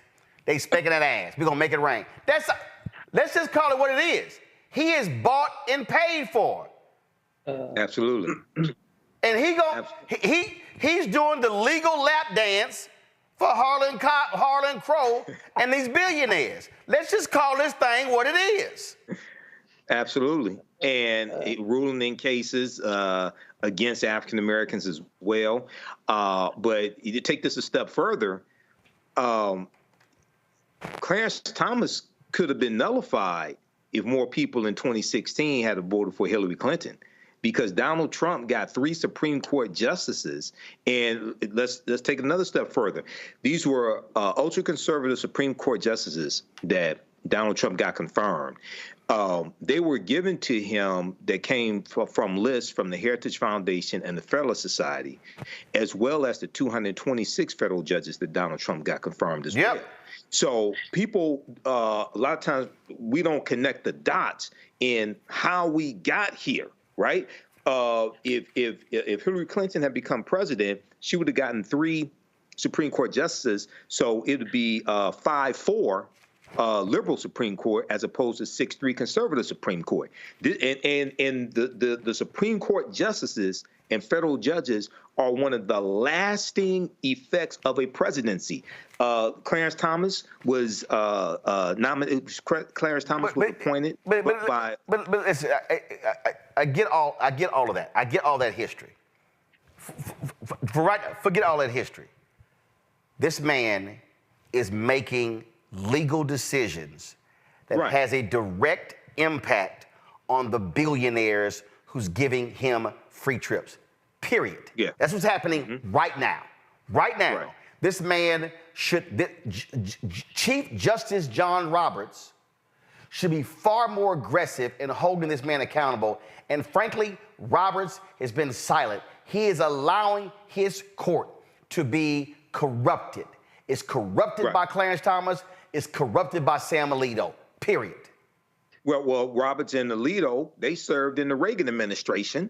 They served in the... Yeah, but I'm talking about right now. Right now, they are making decisions today that's impacting it's impacting these billionaires.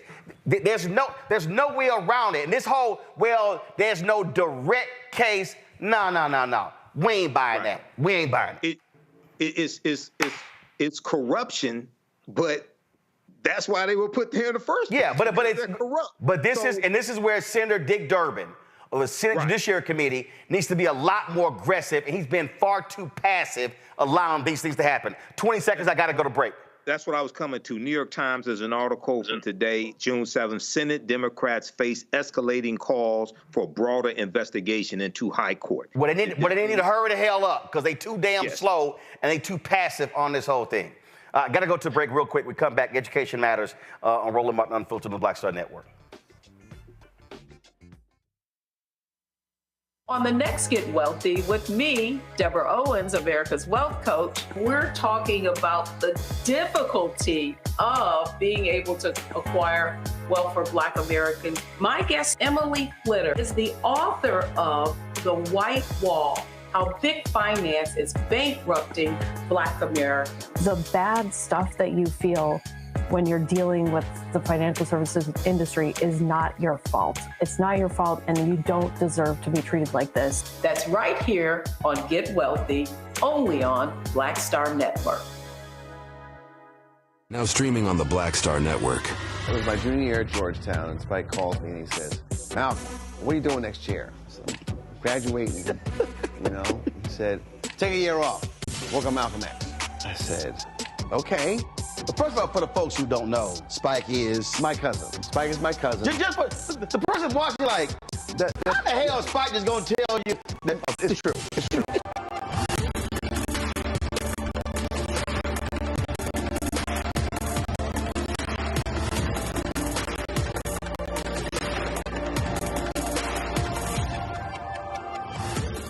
What's up? It's Sammy Roman. Hey, it's John Murray, the executive producer of the new Sherry Shepherd Talk Show. It's me, Sherry Shepherd, and you know what you're watching, Roland Martin Unfiltered.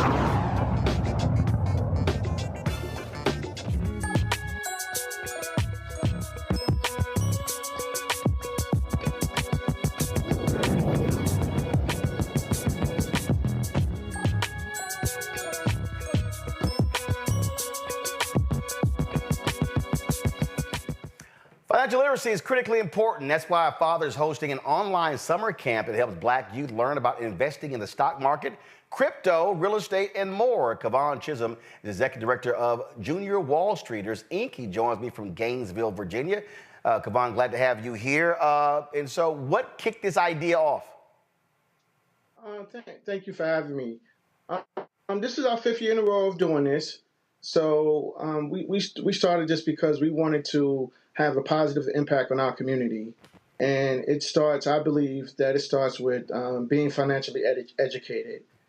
So we're happy to offer the 3 different types of camps, and all of these camps are in line with our mission of trying to address the racial wealth gap that we are experiencing here in the United States. Was there anything in particular that caused you to say, you know what, we got to get this thing started now?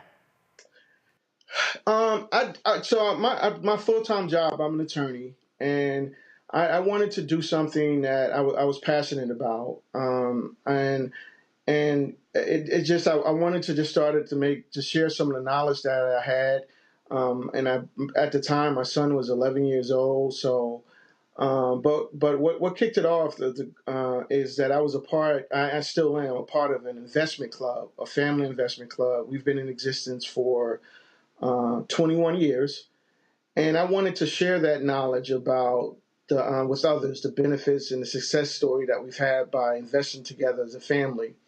But we ran into a roadblock because not many adults were interested in learning more about stocks. Some of them were afraid of the stock market, and some of them have had bad experiences. So we had to pivot. We still have that investment club component in existence, but we had to pivot, and we started Junior Wall Streeters, which is a nonprofit which focuses on primarily educating youth. We do adults too, but our summer camps that we offer, after school programs, primarily focuses on educating youth from 12 to 21 years old. From the panel, let's see here. Jonquil, you first. Well, first, I just want to say this is such an amazing program that you've created just because that's such a deep need in our community. So thank you so much for this program. One of the things, I saw that it was a virtual program. One, are you still accepting applicants for this summer? And 2, how are you able to keep, since it is virtual, how are you guys able to keep the kids engaged? Yeah, we're still accepting applications, and so we play a lot of games. We do a lot of games too, and the games are to keep the kids engaged and also to make sure that they're learning the material. So, and kids like the competition aspect. And we also have the kids involved in clubs. So, and like we break the kids up towards the end of the camp after we teach them about the stock market. We have them in clubs, and they compete against each other to determine whose portfolio is doing better, the best. So we work really hard. I have a full-time financial literacy a teacher that teaches financial literacy full-time, Michelle Gosley. So she's pretty aggressive with making sure that the kids learn and using different techniques. So we do, by the way, this is our first year. We will be offering a camp in person in Maryland. We've joined another nonprofit, Faith Over Fear Empowerment Group in Maryland, and they're located in Salisbury, Maryland. And there we will have in August, in the month of August, we will have a financial literacy and investing camp in conjunction with the Salvation Army there. Michael. All right. Hey, this is great. And, I've taught entrepreneurship for years as well. You talked about in the piece from blacknews.com, you talked about community wealth building through investment clubs and how this is one of the things that you teach, community wealth building. Can you talk about the difference between community wealth building as opposed to some other programs dealing with investments that focus on individual wealth building? And once people build the wealth, how do you instruct them, or what are suggestions you give to them for the betterment of the community with the wealth? Yeah, so we really haven't, just because the lack of interest in many of, I'll be honest, unfortunately, many African Americans are just not interested in starting investment clubs. My goal when I started this business 5 years ago was to have 10 investment clubs started, and then move on to do some type of angel investing. And thus far, we've only had 3. I wrote a book on this as well, Building Wealth Through Financial Legacy, Building Wealth Through Investment Clubs. So that's why we're working with youth, right? But I think it's very, very important for more African Americans to join join investment clubs, because if you look at the wealth gap, the latest statistics say that the average net wealth for African Americans is $45,000, right. $45,500, compared to whites, which is $285,000. So there's a significant gap, right? Significant gap in that. So if we can get together, when we talk about investment clubs, we talk about, pooling our resources together like we do in my family. So we put together $200 a month. We save that for a couple of months, and then we invest it in the stock market. So it's less risk on each individual person. So, and to answer your question, what do we want them to do? So we teach our parents about opening up 529 plans for their kids. We hear a lot about these student loans going on, and I was one. I 3 degrees, I had over $80,000 in student loans when I finished some 30 years ago. How are we going to pay that off?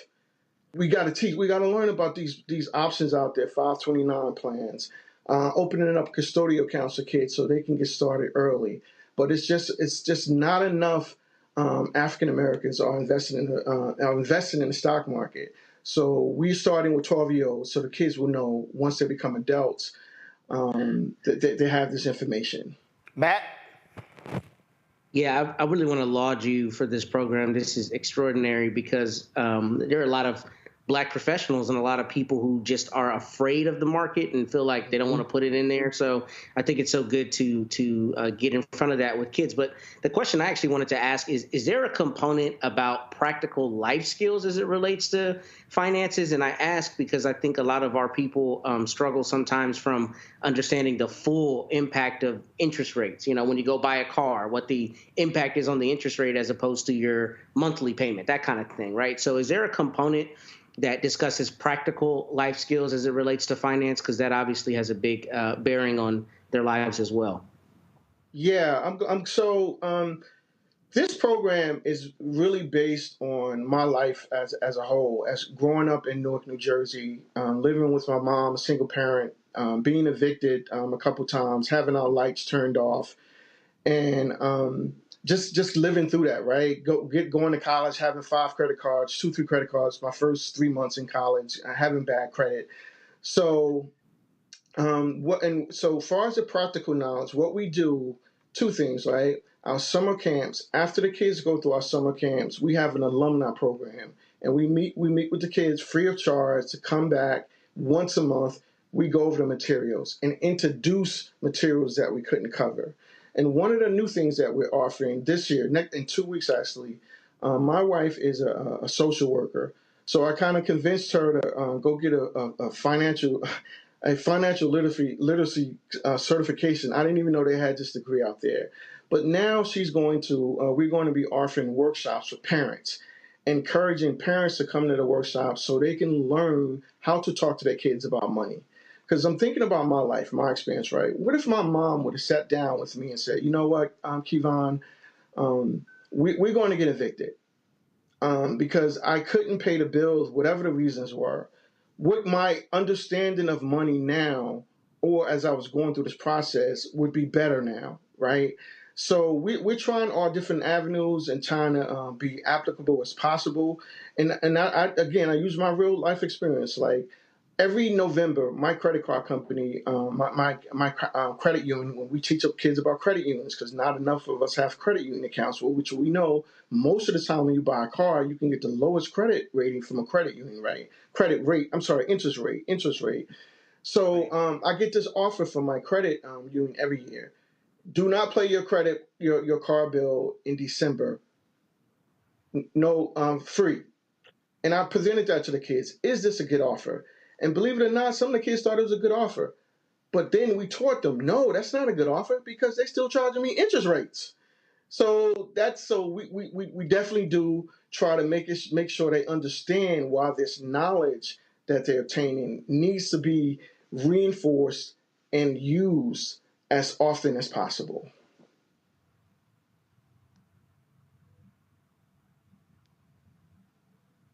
So, Kevon, how can folks get more information? More information, go to our website, www.junior.wallstreeters.org. And we do have limited amount of scholarships for campers. I just want to encourage you, our application is right on the website. If you do get awarded a scholarship, please attend the camp for the full 2 weeks. The financial literacy camps are 2 weeks. Introduction to cryptocurrency is 1 week, and introduction to real estate investment is 1 week. And we are also still looking for sponsors to sponsor the kids that are unable to attend the camp, because we believe regardless of your parents' financial situation, you deserve a financial education. So anyone is willing to sponsor a camper, you can do that as well from looking at our going to our website. All right. JuniorWallStreeters.org. All right, Kevon, we surely appreciate it. Thank you so very much. Thank you for having me. All right, to the panel, I surely appreciate it. Michael, Jonquel, Matt, thank you so very much for joining us today's show. I certainly appreciate it. Folks, I'm going to come back. I'm going to talk about Steve Harvey Golf Classic, which took place Wednesday in Atlanta. Hey, don't forget. So here's the deal. There are 45 copies of the first left. I have signed all of them. I've looked everywhere. It's just 45 left. If you want to get one of those 45, you better order it now, because we're going to be completely gone. And I told you I'm not reprinting anything. And so you can go to RolandSMartin.com/thefirst, RolandSMartin.com/thefirst to actually check out to get your copy of that book. So again, y'all, come on, put the graphic up, guys. Why are we so slow? Let's go. Thank you very much. Again, get your copy of the first. Again, just about 45 copies left. And then once they're gone, they are absolutely gone. What are we doing in there? Okay, all right. So again, go to RolandSMartin.com/thefirst, RolandSMartin.com/thefirst. I'll be right back.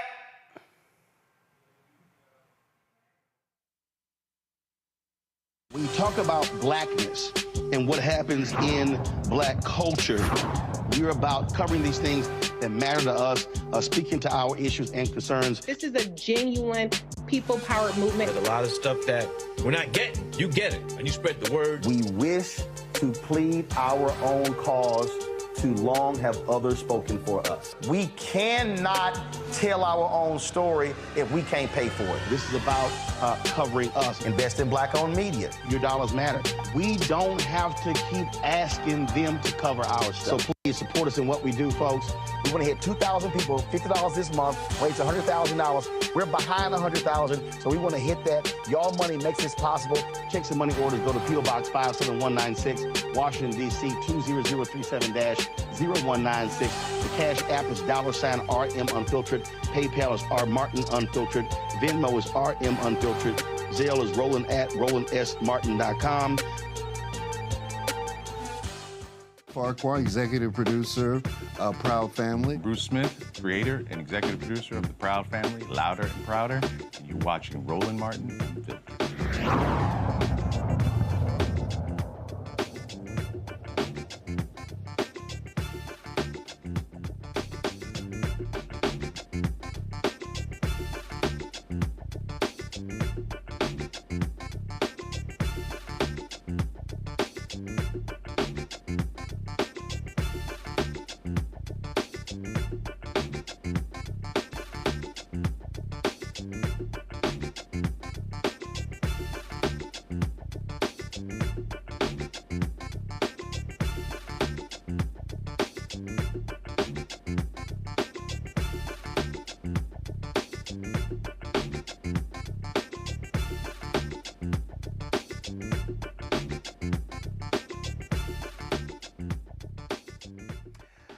All right, y'all. Wednesday, I was at in Atlanta, the Steve Harvey Charity Golf Classic. So we had an absolute fabulous time. All the players out there.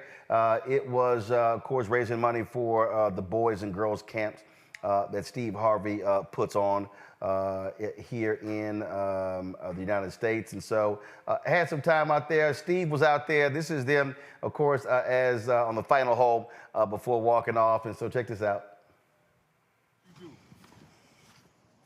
Somewhere between those two balls. I'm gonna put that birdie in there.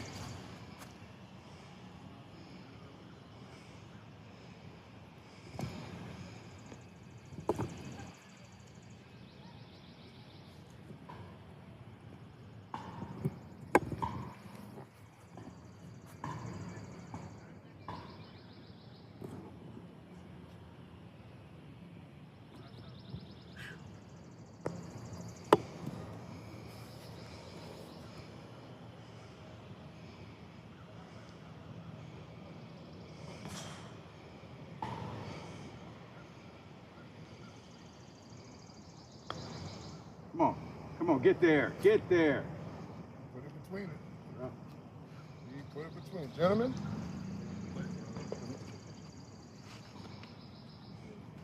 Absolutely, bro. We don't do pictures. Oh, okay. We don't do pictures. Don't believe that shit, man. Hey, how you doing, sir? What's up? Yeah, all right, all right. What's up, man? Hey, Les, good game, baby. Thank you, man. Enjoy it, man. Yeah. Blues and game, boy. My man. Way to go, Les. Yes, sir. Roland Martin. How you hit him, Doc? Thank you for coming out. Well, for the way I play, I hit him great. You probably be very unhappy at this point. But I have lowered my expectations to the point where I can have a great time playing golf. I'm a much better fisherman, but ain't no fish out here. But the other key is you raise the funds for the kids, right? That's absolutely, that's all that matters. How'd you play today? I don't know, I think we finished 9-10. Yeah, we like out there. We was trying to get 11, 12. Where we at, y'all? About 11, 10, 11. About to say. Of course, somebody gonna come in here with a shoot a 40. 48. Yeah. All eagles, an albatross. You finna see some greatness out here. You're gonna announce the winner and everybody gonna go, Jesus. Yeah, that's what's planned. Roland Martin, appreciate you, man. Not a problem, Doc. Always support the good cause. Yes, sir. Glad to be here. A good brother. Yes, sir. All right. Now, Steve was surprised by the homie Charles Barkley, who was out there as well. And so I decided to go visit their group.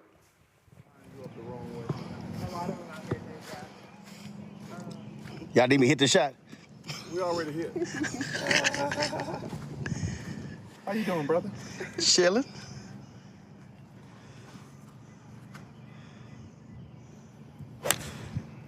See? Same place. Yeah, I like it. That's crazy. Straight. But I'm saying that there's T-box line there. I agree. Hey, is those the shoes that they gave you the course today, or you already had I those? got these ones I got last year. Oh, okay. Oh yeah. Golf shoes and you can wear them off the course. You know this dude get he gonna, Elvis, your nemesis is here, Elvis. He whooping on you. Can't get anyone? How you hitting them, Hall of Famer? Not bad. 15 under right now. Oh, okay, not bad. You know. You heard that, didn't you, Roland? Not bad. So who's actually carrying this team? This is the best player in the group. We have a lot of good teamwork Well, going no, on. I'm sorry. He's the best player. We have a lot of good teamwork going on. You lying? You We're about know. to go inside and get this dub, and that's that on that. Oh, you. My y'all nickname go. is Handicap. Y'all, huh? My nickname is Handicap. That's not for your golf game.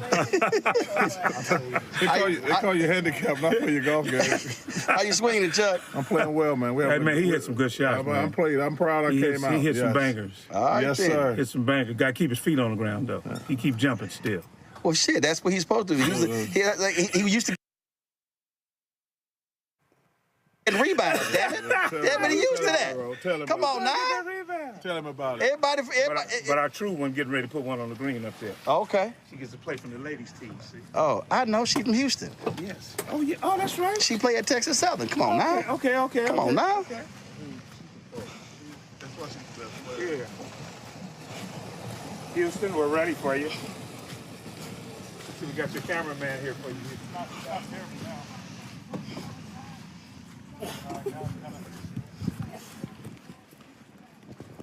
Yeah, it is. What? This your caddy? I just put middle. It's my caddy and my coach. Teamwork. You know what it says. Teamwork. Now I think middle of the green. You think so? Yeah, they let the win.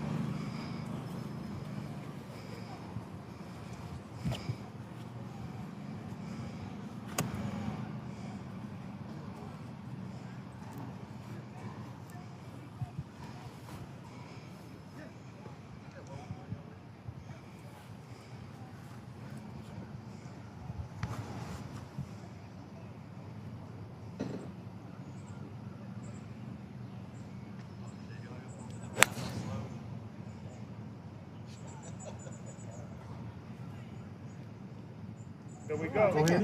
That's why we be winning. That could have been a little closer. Oh, could it? That could have been a little closer. Oh, could it? You'll put yours That could have been a little closer. Let me go get my club. Go get it. Let me go get my club. Go get my club. That was Amber Kirkendall. She, of course, is from Houston, played golf at Texas Southern University, led them to a couple of SWAC championships, and so good to see her. Now, also out there was Pastor Keon Henderson out of Houston. Y'all remember when he went viral for this?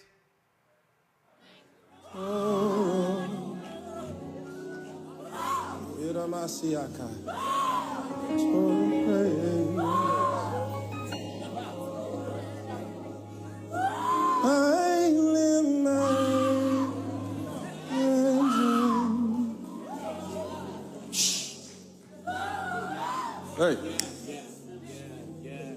Stop her. Hush, hush. Silence in the name of Jesus. I lift my hands.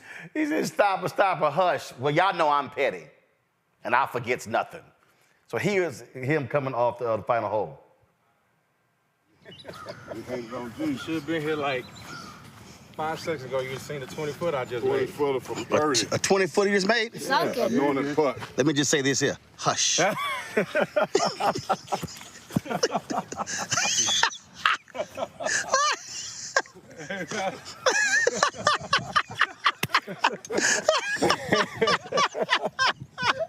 It's gonna be with me forever, man.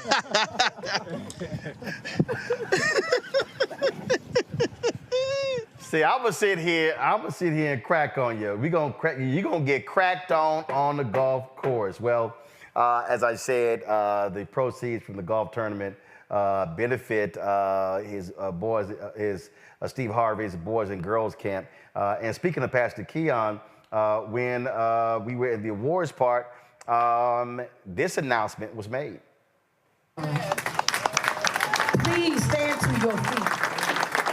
Give it up for Pastor Keon for blessing the Stephen Martin Harvey Foundation with $100,000. No, wow. I need to hear this. I need to hear it. Pastor Keon, thank you so much. God, thank you, thank you, thank you.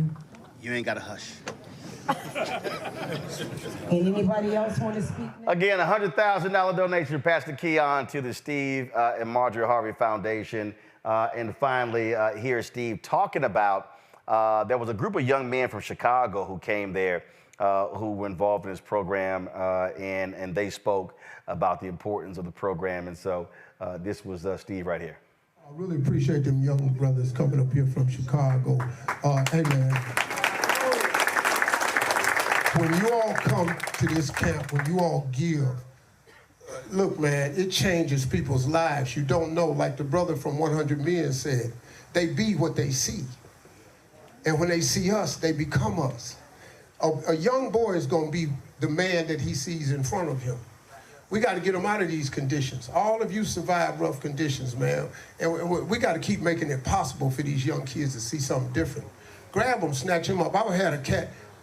Me and my wife was coming through customs about 8 years ago. And a guy came up to me, he said, Mr. Harvey, I want to talk to you. And he was sagging. I mean, his underwear was showing. So I said, you want to talk to me? He said, yeah. I said, man, pull your pants up, tuck your shirt in so I can talk to you. He said, oh, okay. He started stucking his shirt. I said, well, pull your belt, tighten your belt up so we can talk. He was just doing it because he wanted to talk to me. But I'm not talking to you and you showing me your underwear. He said, so why I got to pull my pants up to talk to you? Because I said, I don't talk to men who are showing me their underwear. That's not the manly thing to do. You know what his problem was? It was a girl that worked in customs that he wanted to talk to. And he didn't have a father and a big brother. And he wanted to ask me, what could he say to talk to that girl? So I said, why don't you go up and introduce yourself? He said, should me like go up and say, what's up, shorty? I said, no, motherfucker, ask her. I'm sorry. I done got one of you. As soon as it came out, I went, I said, no, man. I said, why don't you say, hey, excuse me, my name is Eric, or what's your name? I said, get to know her like that. I said, you probably need a haircut. You know, probably get a haircut and tuck your pants in because she look kind of fly and she don't really look like she'd do nothing with you. I ain't think nothing of it. I gave him my number. We talked a couple more times. I helped the young man get into school. That young man today is a manager at a Home Depot. Him and the girl is married with 2 kids. You know what I'm saying, man? It's just, all I did was take the time out to talk to him, to give him some direction, and that's what I need, man. I need organizations like 100 Men and you brothers. Look, it's hard for me to ask for money. I already know. You don't like giving rich people money. That's why I don't like to ask for it, because everybody I ask for money, why don't you just pay it yourself? Well, how much shit I got to buy? You know, I bought the ranch, I put all this shit on it. I'm out of money. Motherfucker, I want to go on a trip or something. I want to make my fucking car note. I can't just give up all my money, and I'm helping other people's kids. But man, the money you donate, if you take the time out to just talk to these young cats, man, when you ain't got no father, when you ain't got no brother, you trying to figure this out. You know how hard manhood is. This shit is hard without no direction. You know, a young man without a role model is like an explorer without a map.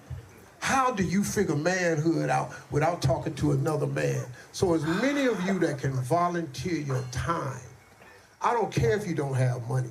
If you give me your time and you can snatch up one of these cats and give them your number. Just give these boys a number, somebody they can call and run something by. That can change their life. You feel what I'm saying? You feel what I'm saying? And that was Sharon Page. She run the foundation all in the camera. I'm like, Sharon, get out the way. Trying to shoot. All right, y'all. Again, had a great time out there. Monday, I'm going to be in Atlanta. Warwick Dunn has his 11th annual golf classic benefiting his foundation. You know, he's been putting single mothers in homes for years, and so we'll be talking to Warwick on Monday from his golf tournament in Atlanta. Folks, that's it for us. Hope y'all have a fabulous weekend.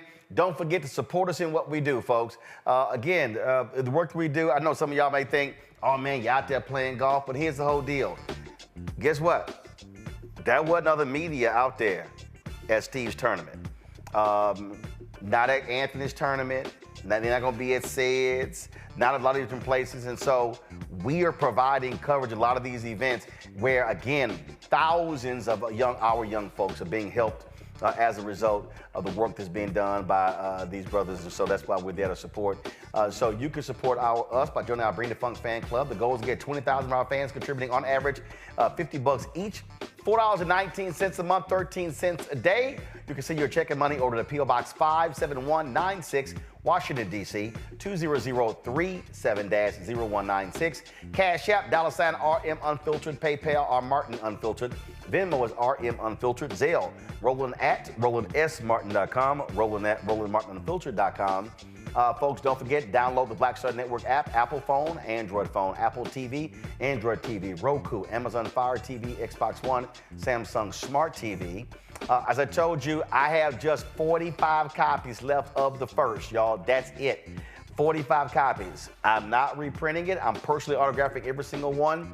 Let's get these out of the way. The final books will be shipped tomorrow.